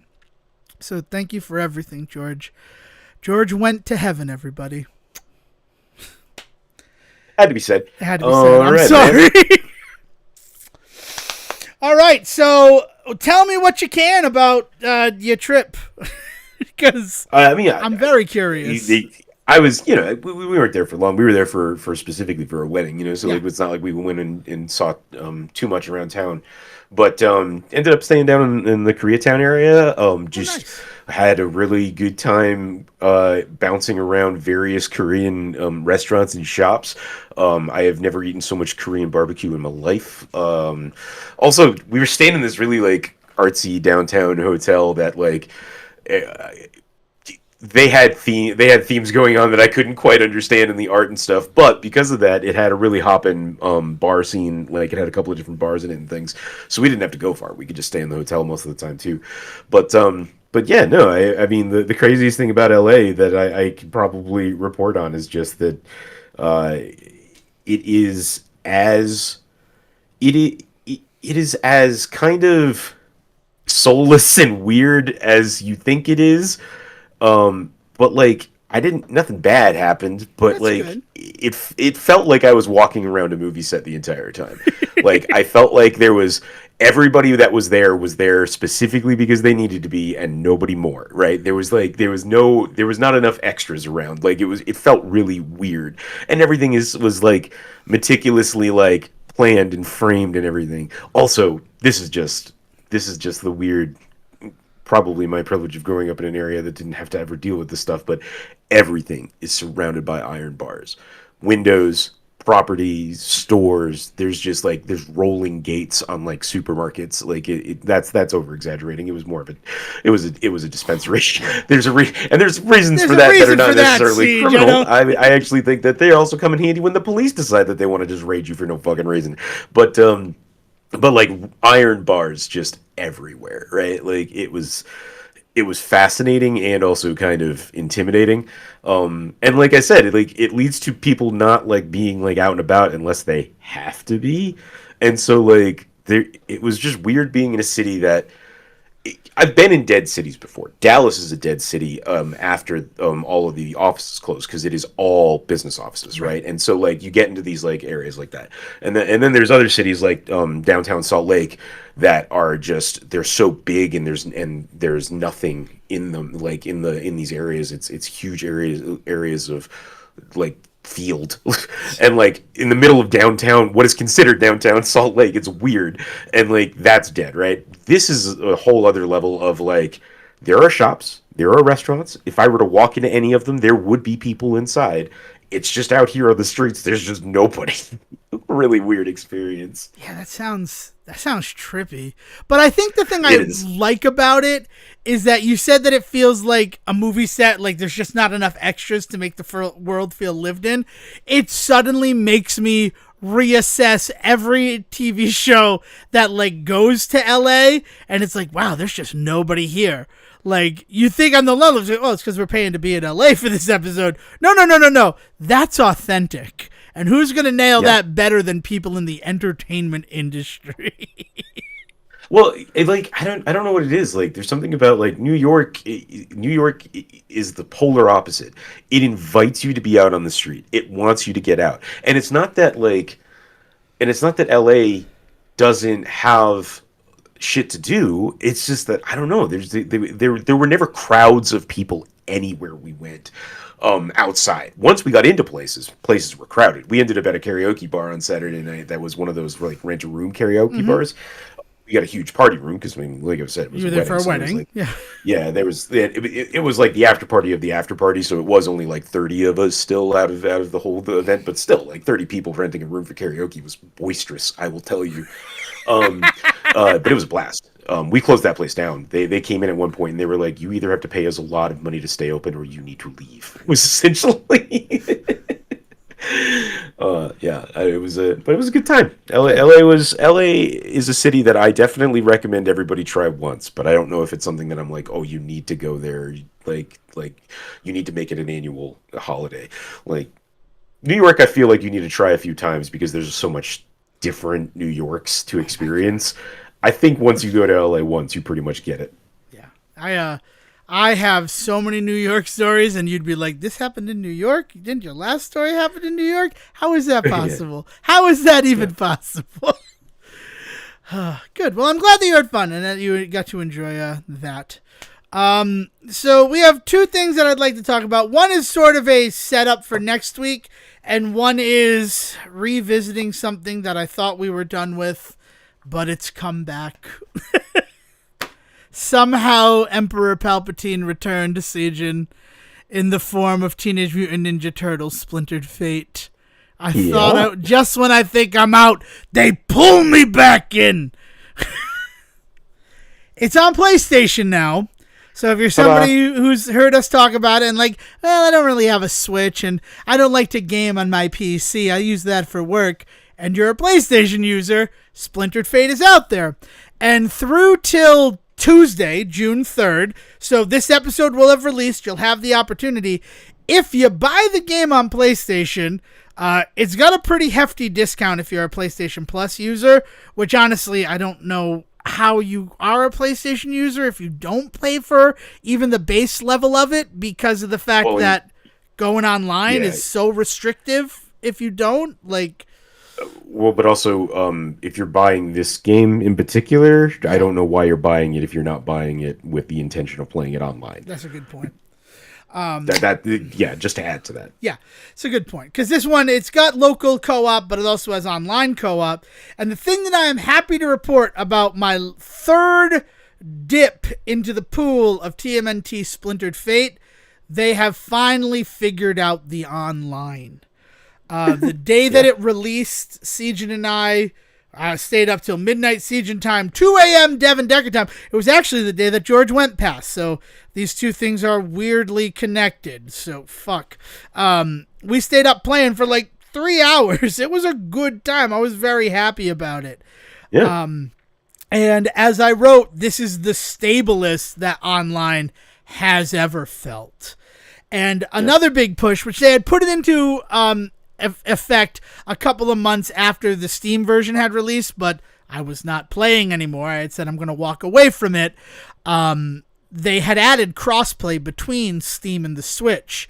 So their big focus with PlayStation and the fact that if you have online... Oh, I never said it. It's currently $23.99, and you get the $8 Casey Jones DLC, which is an additional level and additional character in Casey Jones included with it. Again, through till June 3rd. This is not sponsored content. I just want people who might be interested in this game. You can get everything for a really good price. And there's the kind of DLC that makes you kind of mad it's not just part of the main game, I'll be honest. And so getting it for free is, I think, key here because like it is so baked into the game once you get it. I'm kind of pissy that it's not in the full release in some fashion. Well, I was going to save this for the end, but let's just put the shit right on top of the compliment sandwich. There are trophies that are on the official regular trophy list required for the Platinum Trophy that can only be obtained if you have the DLC. That's weird. That seems like that's not supposed to... Aren't they not allowed to be tied I thought that was not supposed to be allowed. Like it is... But there is... The one that I am 100% certain of is, it's the Junkinator. If you have to defeat the Junkinator, which is the final boss of the Punk Yard, the junkyard where the Punk Frogs live, which is the DLC level, the final boss has to be defeated for a bronze trophy. And that bronze trophy is part of the game. Oh, jeez. But like that... I wonder if they're maybe not being clear about this. I wonder if the only version available on PlayStation is going to be the one with Casey Jones in it. Which means they're being super disingenuous by saying, like, hey, get this $8.99 thing for free if they're not going to just always include it later. I don't know. Fucking weird. That's just weird. Well, let me see, because I have the announcement. No, we're coming in June. Yeah. The Radical Co-op Adventure Teenage Mutant Ninja Turtles Splintered Fate is now available on PS5 and PS4. If you buy one version, you get the other version. That's an important distinction, especially when something like Shredder's Revenge, you have to buy a PS4 version or a PS5 version. You do not get them both with one purchase. So the Radical Co-op Adventure Teenage Mutant Ninja Turtles Splintered Fate is now available on PS5 and PS4. To celebrate, grab the Casey Jones DLC for free until June 3rd. don't miss out. That is the announcement from Super Evil Megacore. And they had teased that they were going to have an announcement related to DLC on release date. Yeah. So I don't know. I mean, that's super disingenuous if, like, on the 4th of June, they come out and say, we've decided to include the Casey Jones DLC with the game on PlayStation going forward in perpetuity. Yeah, I'll be pissed. I'm not going to lie to you. Well, no, my bigger thing is I think they're going to say the only version available on PS5 is like the more expensive gold edition or full, whatever their concept for that is, whatever they're calling their bundle package. You know, like, you know what I mean? Like, not just, hey, so the game is not, the DLC is free, but that you cannot possibly buy this unless you also spend the extra cash for the DLC. Yeah. I don't know. I mean, it's a separate store landing page for the DLC. Yeah. So that would be, yeah. So I don't know, man. That just is super shitty because I thought the whole point of the trophy stuff. I mean, we've gone back and forth about how important achievements are in the landscape of gaming these days, you know, because, like, on the one hand, we talk about them a lot, right? So and there is a community of people out there speedrunning and all that sort of stuff that, like, they look at those kinds of lists still. But it just doesn't feel like it's as important as it used to be, right? Remember when the Xbox 360 really started pushing them, and, like, people started having, like, really deep conversations about, like, achievement tags and about, like, whether or not they were ruining the art because, like in really dramatic scenes, suddenly you would pop an achievement and, like... Yes, I do recall that. I remember you could purchase something with your achievement points on Xbox 360, and then how that grew into the trophy system with PlayStation, because, like, Sony was chasing the achievement dragon in a lot of ways. So This one is just very strange. I mean, there is also the fact, here's the thing to note about Splintered Fate, and we've said it before. If I, Devon Decker, have purchased the Casey Jones DLC, and Sejohn, who has not purchased that DLC, plays with me, he can experience that level. And I'm sure that doing that would allow you to get that trophy, assuming it's not glitched, because we haven't gotten to the glitch portion of this discussion yet. If you played with me and we defeated the junkyard together. So there would still be a way to access it without having to buy the DLC. So maybe that's how they circumvent it. But I was the Junkinator, that's a DLC, and that's on the main trophy list. Well, you know what? No, that's an interesting point, because there have been trophies in the past that infamously have gotten called out because they'd required online play. Like multiplayer online, like, oh, there's no way to do this unless you do this multiplayer. Got to find some friends to get that achievement, and, like, people trying to figure out how to circumvent it by, like, buying 2 PlayStations and then, like, signing in on one account and signing in on the other, and then, like, dragging their other version through the event or whatever. I do think that has actually been something in the past that has come up with PlayStation specifically. So I bet that is exactly how they got around this. Is like, oh no, you can get it. You just have to find an online friend. You just got to find a friend who has purchased the DLC, and the DLC was free for the first 2 weeks after it released. So it shouldn't be that hard. You should be able to find somebody. Go online, make a friend. It's but that whole thing is a little bit sour. But the thing that really sours me, here's the thing with this game. I don't want to get lost in it, but I do want to get the Platinum Trophy. I am very close to the Platinum Trophy after almost 2 weeks of playing it, and this is after really being mad at the game when it started. And what I'm mostly mad at this game about is the fact that the trigger buttons definitely work to activate your tool and your special as they do on the Nintendo Switch. That's the real, like, here's a knife in your fucking eyes, Sony. Why doesn't the version on your system work? The one on the Nintendo Switch, which is hampered by the fact that it is an, like, older hardware that it's running on. Sorry, I'm just being honest. Not known for their controller design. Not necessarily people's number one favorite thing about the Switch. I will be honest. Yeah. That those work right out of the gate. Steam, super buttery smooth and responsive. That at least we expect, though. I would say. I would certainly hope so on Steam, with the fact that variable, everything. But I'm playing on a Steam Deck. I have exclusively played Splintered Fate on the Steam Deck, which is also something to remind because of what we're going to talk about at the very end of this. And then on the PlayStation, sometimes you pull the trigger and the tool will activate. Sometimes, I think Sejohn pulled it 20 times. I was going to say, you're being generous, man. Yeah. It's not a sometimes thing. It is a percentage. It is like a 10%, maybe 5% of the time it's 5 works. If anything. It is a low percentage amount of time that it works. And that is, for a game like this, very disheartening. Though, and I don't want to sound like we're higher than we are, but we did extensive testing, and I say that with no irony. We literally had we tried it going really fast, we tried it going really slow, we tried it maybe and without we tried holding, maybe it was maybe we weren't holding long enough. We tried different types of controller because you've got a pro controller. Yeah, so I have the Dual Sense Pro, the Dual Sense Edge. Yeah, I have one of those controllers. Yeah. So we tried it on various types of control. We did for us some pretty extensive research on this, and there's something about the version on PlayStation that just doesn't pick up on those button presses. And it's strange. And then I bring it up into the discussion because I am part of the Discord, right? That thing that I just read was an announcement from the Discord about the whole June 3rd thing. I talked in the discussion, is anyone else having an issue with the shoulder buttons activating tool and special? And I got 3 responses back saying, I didn't even know you could do that. And I play on Steam or I play on Switch. And I'm like, yeah, it's nice. And it's me telling you it's nice because you don't have to take your fingers off of attack and dash. Your thumb can just live on attack and dash, and then your index fingers are responsible for your special and your tool.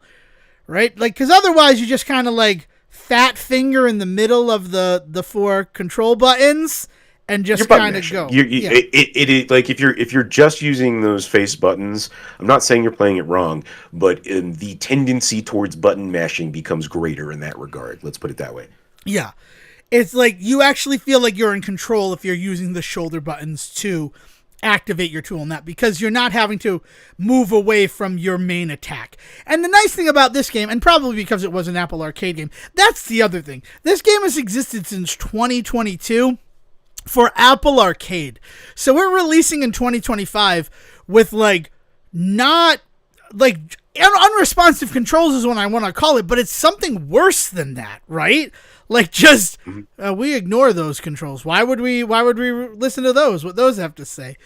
And the response from the company being we went through extensive testing with this game, as did Sony before they would approve it to sell on their storefront. So we don't know where these new glitches are coming from. And it's apparently you didn't test as extensively as you should have, because in addition to what we're talking about, there's stuff where you get to a mini boss and the game just bricks your system, requires a full power cycle down before you can move forward. And I've luckily not hit that yet. No, that happened to me one time. And I'm just motherfucker. That's why that night where I'm angry at Splintered Fate was they had released a patch. They've updated the game 2-3 times to try to address things. Have not addressed the shoulder buttons. I actually think me bringing it up and the response from people being I didn't know you could do that, had a negative effect on them fixing that problem. Honestly, it's so bad. The response percentage is so bad. I don't know why they didn't just turn it off and just not make it part of this release. And then you could be this is weird, this is in here, but it's not in here, so I won't use it. Right. The end of discussion, right? But the fact that it does work 1 out of every 20 times means that you're just what the fuck? Where is this? Why didn't that work every other time? I got to play it that way. So I am going to aim for the platinum. And I will say this. Talking about extensive testing, this is probably the most testing we've ever done on a video game, because it's something that we both enjoy, something that we both have access to. This game has perfected the crossplay. Last night I played with Sejohn on my Steam Deck, he on his PlayStation, and Dale, my younger sister, 7 days old when George Wendt killed his brother in that Columbo episode there. She was on a Nintendo Switch. And honestly... And I was on a PS5. Yeah, you were on a PS5, yes. People are wondering, but yeah. So we're all playing, And the only indicator that Dale was on a system besides that was that we would sometimes have to wait for her game to load. Any Switch player would take a little surprise. Surprise. The Switch was loading a little slower than the other two systems. Yeah. And that was that. And then later on in the night, I got on with Dale and Claude, our friend Claude, both of them on Switch and me on PS5. I did it on my PS5 and on my Steam Deck. And again, the only sort of thing was loading in at biomes, right? Like not room to room, but like when it was time to load in a new biome, it would take a little bit before the Switch was ready to go. There was one moment where Dale's avatar just disappeared for a couple of minutes, but then like the second we loaded into the next room, they were back. So I don't know. So that seems like an issue with the Bebop and Rocksteady fight, because Claude had the exact same thing happen to him while we were playing last night. Okay, so that wasn't necessarily a crossplay issue, but rather within the game. It's a Switch issue. If it's an issue for anybody, it is the Nintendo Switch, because that's the version that they were both playing on. And this was me on PS5, so maybe they're not talking together properly, because when I was on the Steam Deck and they were on Switch, it was flawless. We had no real graphical issues. But then that exact thing you talked about where Claude's like, so I'm invisible now. I'm not sure what I'm supposed to do. And it's like, and Dale, that happened to me earlier. Just try to survive. We can take care of the fight without you. Just try not to die.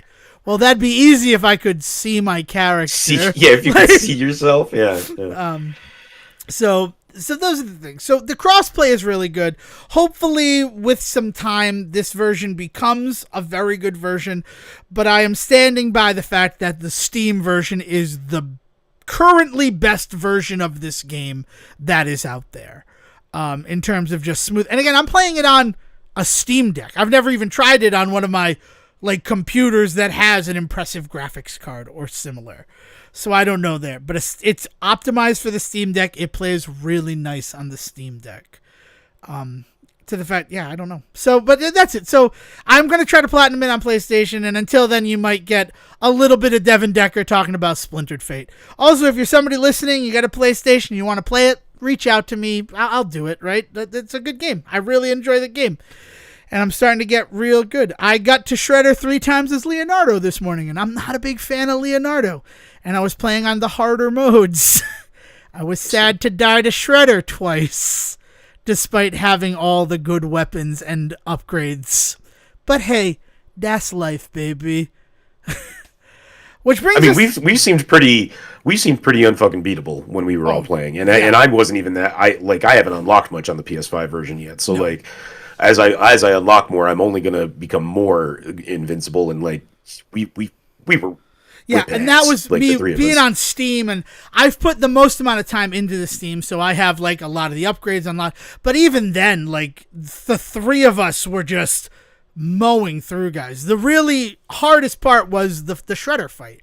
The Shredder fight is, they did a balancing patch to make. Apparently, they felt that Karai was too difficult.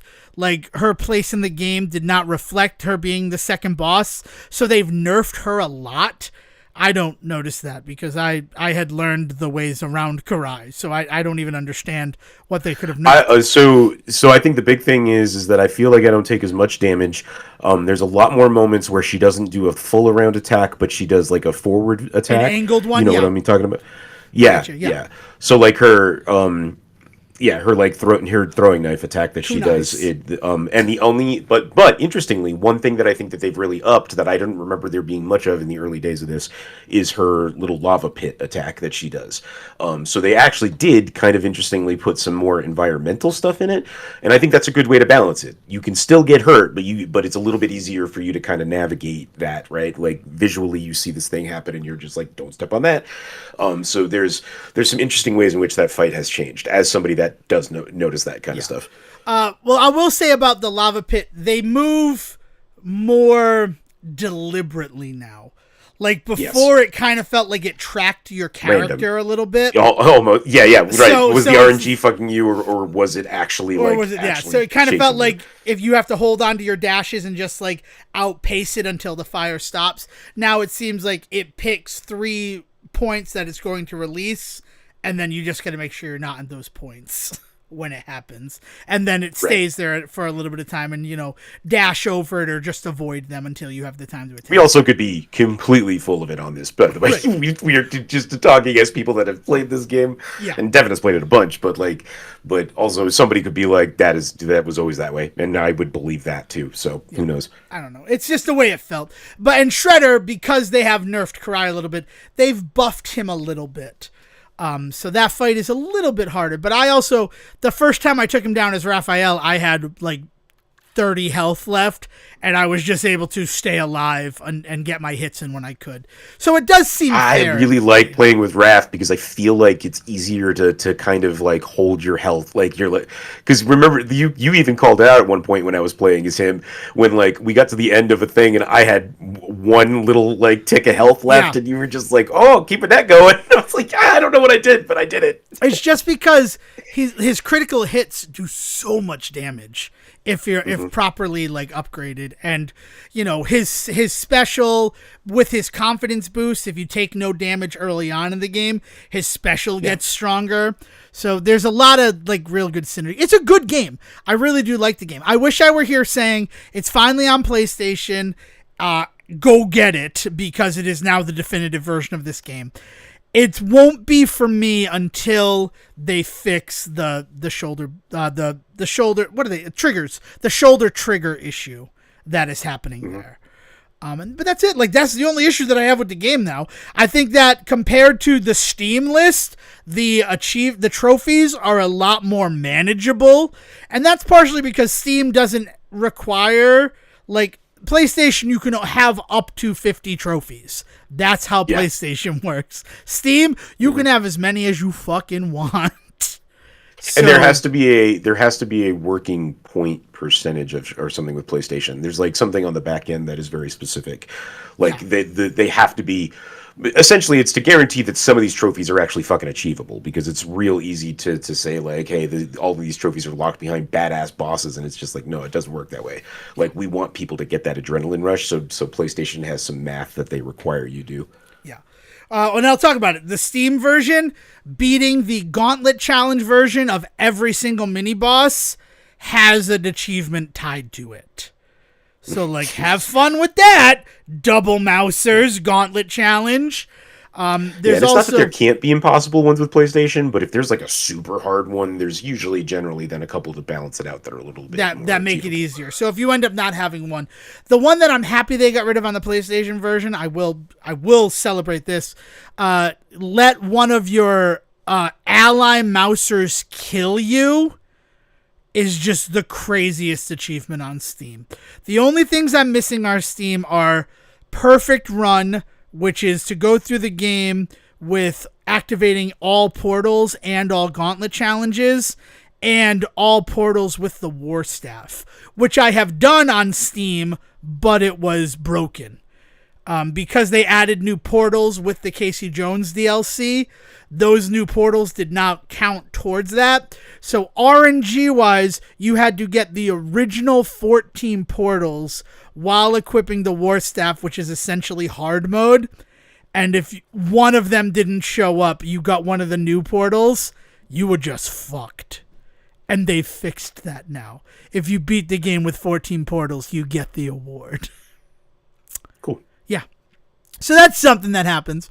But then because to let a Mouser kill you, you have to get the Portal of Mice so that Mousers explode when they die. And then you have to let your guys get killed by enemies, and then you have to stand there while they self-destruct. And you can't have any revives. You have to be down to I'm going to die when my ally blows up. And it's just, like, ridiculous. If you didn't do it early on in the game, once you're like a big beefy character, because unlike Vampire Survivors, because it's a roguelike game, right? Let's call it what it is. You can't shut off like upgrades. Once you've upgraded your stuff, it's upgraded forever. Right. So if you're like super max health, you pretty much like put yourself in impossibility zone. I wonder that like if in earlier builds of the game, if it was more likely that was going to happen by accident anyway, and because it feels like one of those kinds of achievements because those are fun I don't mind achievements. those. I like those achievements. There's some fun ones out there where like the inevitability like ones. The SteamWorld games are really good at this. There's some really interesting ones in the SteamWorld, especially in the heist games because like they're tied to like kill 5 guys with one shot, and it's just like you can try and aim that up if you want, but what's more likely going to happen by the time you get all of these super cool upgrades and shit by the end of that game, inevitably this is going to happen at some point. And so it's just like a fun like, oh my god, that trophy popped and I wasn't even trying moment, which is a great like feeling, right? Yeah. And so like I wonder if it was one of those early on, but then through various patches and builds and whatever, that it became less likely to happen to the point where then it became almost impossible, and like it just gets lost in the sauce in that regard, Yeah. Like if it was in the original builds of the game, the assistant mousers always blew up when they were destroyed. As opposed or like to your health or yeah. like early stages testing health and damage percentages on guys were probably all over the place, right? Who knows how much like they thought they needed when they first started going into those types of runs, right? Yeah. So we'll see. But yeah, because I like those ones where like blow yourself up with a grenade. Like that's a good trophy, and it's nice when it happens. Like, oh, I think there was one of those in like the early trophy. Borderlands ones, yeah. And believe me, I did that to myself in Borderlands all the fucking time. Thank you. Right, but that first time, it's like it took the sting away a little bit. Getting that little dopamine rush. I'm a little bit closer to the platinum trophy I'll probably never get in this Borderlands game. Yeah, well, at least I got the trophy for it. Yeah, right. It's a consolation. All right, so one real big thing, and then just again little things for that. I saw a shit ton of movies during the sabbatical as well. Yeah, we're gonna have to do a catch up. I think next week. Yeah. Not only did we do a Memorial Day weekend Mission Impossible marathon, we did a Memorial Day Mission Impossible marathon. So nice. We're giving people. I'll give you the 2 weeks to make sure that you get to see Mission Impossible before we spoil it. But some other ones that I'm getting the same thing. Disney's Lilo and Stitch, the live action, the film I never thought I was going to see in theaters because I worked with a guy whose nickname was Stitch, and it just like subconsciously I'm like, oh, I can't relive it. I can't relive those days with Stitch. I ended up seeing that one. And I'm having a little bit of problems, Sejohn, with the media illiteracy that movie seems to be bringing out of the group. Yeah, well, I think we'll also need to dedicate a lot more time to that than just... Yeah, that's not... This is like... But it's so, like, movies that, like, if you haven't seen them, check them out. All 8 Mission Impossibles are going to be talked about.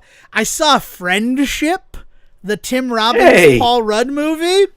Yeah, interested to talk about that. Transformers 1, Harold and Kumar Go to White Castle. Those were just fun. The last big important one is Armageddon, because I was able to track down the Criterion Collection version, because I want to watch it with Ben Affleck's commentary that he's oh so proud of, based on his Criterion Closet interview. I don't know if you've seen this. Go search out. Yeah. The Closet Picks vids that they do. He just did one recently, right? Yeah, and he talked about how it's the commentary on Armageddon is probably the greatest thing he's ever done in his career. And I know some parts of it, so I'm very excited to try it out. So I hunted down a first edition printing of the Criterion Collection of Armageddon. And this is a new thing that I'm trying to do, at least with the rest of this year, and I'd like to maybe keep it going forward. So it'll maybe come into these. I want to watch a movie at the beginning of a month, and then at the end of the month, watch that movie with its commentary track. So for this one, we're going to be doing it on June 12th. The Armageddon, so it's only going to be 2 weeks with that one, but I'm excited. But like, there are people I know who had not seen Armageddon. Also, sitting down and watching Armageddon, it was Will's birthday. That's one of his favorite movies, so that's how we celebrated Will's birthday, was sitting down and watching Armageddon, since he couldn't be here. But I'm excited to report back on how good that commentary track is. And I've also been doing the Lord's work and taking what is just an abysmal transfer of a film to DVD and actually making it work. All right, you're eating material now because I'm about to go off on exactly that. We'll save that for next episode. And then the last big thing, those are all the movies that I talked about. The last big thing is something's happening this Thursday, Sejohn, right? I can't quite remember. Something big's happening this Thursday. It's June 5th, 2025. I know I'm going to be able to flip the Switch in my... the Switch 2 is coming out. Oh, shit. Yeah, Sejohn. As of the release of this episode, it's just 3 little days till the Switch 2 No, I know. Hey, there's a bunch of YouTubers that have been talking about how they're like, be prepared for us to have a Mario Kart couple of weeks, guys. Like, it's been like the big thing. Yeah. A bunch of them. So, here's the thing. I don't have one yet. I don't have one secured. I don't think Sejohn has one secured. And I don't think Sejohn... I don't know if you're going to be a day one adopter on this one, right? My uncle who works at Nintendo is going to get me one. Oh, nice. No, I'm holding off on this, like I did with the other Switch, the original Switch. I held off for a few months. I don't know if anybody was listening to Super Kenji back in the days, but no, that was here. Switch came out here. I was gonna say. Yeah. But on Super Kenshi, we did an entire breakdown on the announcement of the Switch, in which I was extremely down on the Switch. I will own that. You should have been a pretty big call and thought that it was like going to be another Wii U. I didn't go too far in that direction. I said it could be. I didn't say it was going to be. Anyway, so no one's gonna be mad at you. I was not an early adopter of the Switch itself, and I don't intend to be for the Switch 2, because I'm at a point in my life where I don't buy a system until I need to, until I want to. Like, I don't feel that need to be right there day one like I used to. Yeah, and I understand that. I'm certainly not going to judge for that. But yeah, our 4th episode of this show was the Switch Report, released in February. I was talking about what's the Switch going to be. And then our 8th episode, the Sound Report. No, Toilet Simulation was where... Stimulation, sorry. Episode 9 is where we had an actual Nintendo Switch. And actually, in that Where Everybody Knows Your Name, episode 21 episode, the last time an acoustic version of me singing Cheers was featured on the Say Report, I talked about that happened because we were playing Mario Kart 8 Deluxe on a stream. Dale and I had been invited onto a stream to play just a shit ton of Mario Kart 8. So it's weird. The Switch has always been part of it. So I'm going to try to get one, right? Like, it looks like there should be some pathways to possibly be able to get one before the next episode. So there'll be a little bit of talk next week if I get the Switch. And even if I don't get the Switch, I'm sure it'll be enough out there that we can have a discussion about the Switch. Which does bring me to, if you are somebody who's not getting the Switch, right? Sejohn, think about it.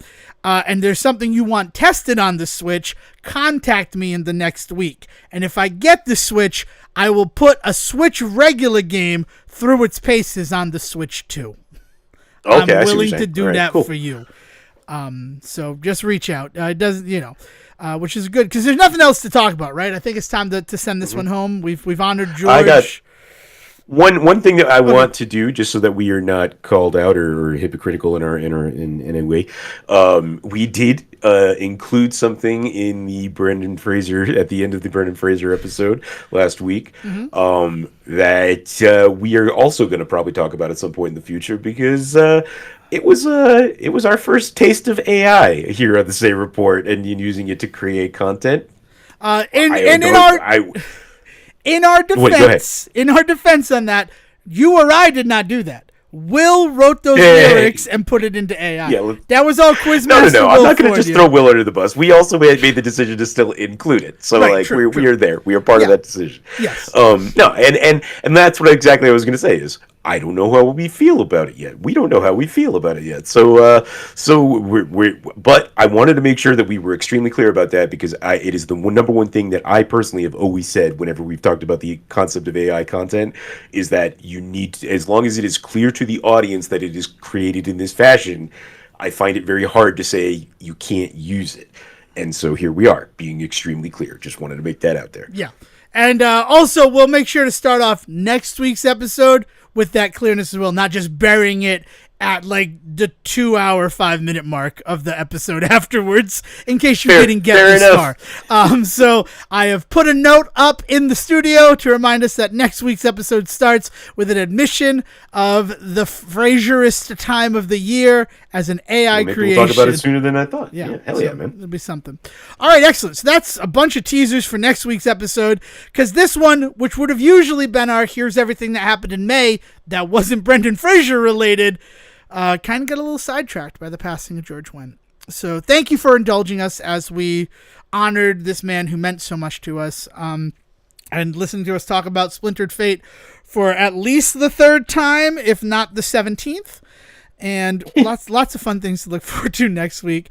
If you want to keep the conversation going between episodes, though, you can join our Discord. Invitations to join the Discord are available wherever we are on social media, which as of this recording is still Facebook and X, formerly Twitter. So just navigate to the About, the Bio section, and there's a link to join us in our Discord. Or you can send an email to thesayreport@gmail.com, and we can facilitate you with an invitation that way. Or if you're afraid of Discord, you don't understand Discord, and you want to engage with us directly, just send us an email, thesayreport@gmail.com. And if it's for me, Devon Decker, or specifically for him, Sejohn, just put our names in the subject line, and we will make sure that it's distributed appropriately so that Sejohn doesn't see your secret messages for me, and I don't see your secret love letter pining for Sejohn, right? We want to respect what you have to say to either one of us. I mean, we'll probably talk about it on the show, but the reading, the actual thing you write, will only be read by whoever's in that subject line. One last thing before we throw this one to William. This episode was brought to one of my coworkers, not the coworker who brought the Columbo Strange Bedfellows episode to my attention, but the other coworker who facilitated me a 8.4 fluid ounce red edition watermelon Red Bull. I have drastically cut down on my caffeine and soda intake. Recording the Say Report is kind of the only time that I do have one. And I ran out of soda, and luckily I had a coworker who get it. So this episode, kind of sponsored by her. Thank you. I'll get her permission because she gave me one other one for next week's recording. So if she wants me to give her name out, that'll be next week too. I think that's everything. Sejohn, last chance. Last looks. Anything else? I think that Red Bull's doing his business, Dev. Let's get out of here. All right. Thanks for joining us, everybody. We'll see you next week. And William, please bring us home. Oh, and happy birthday. Later.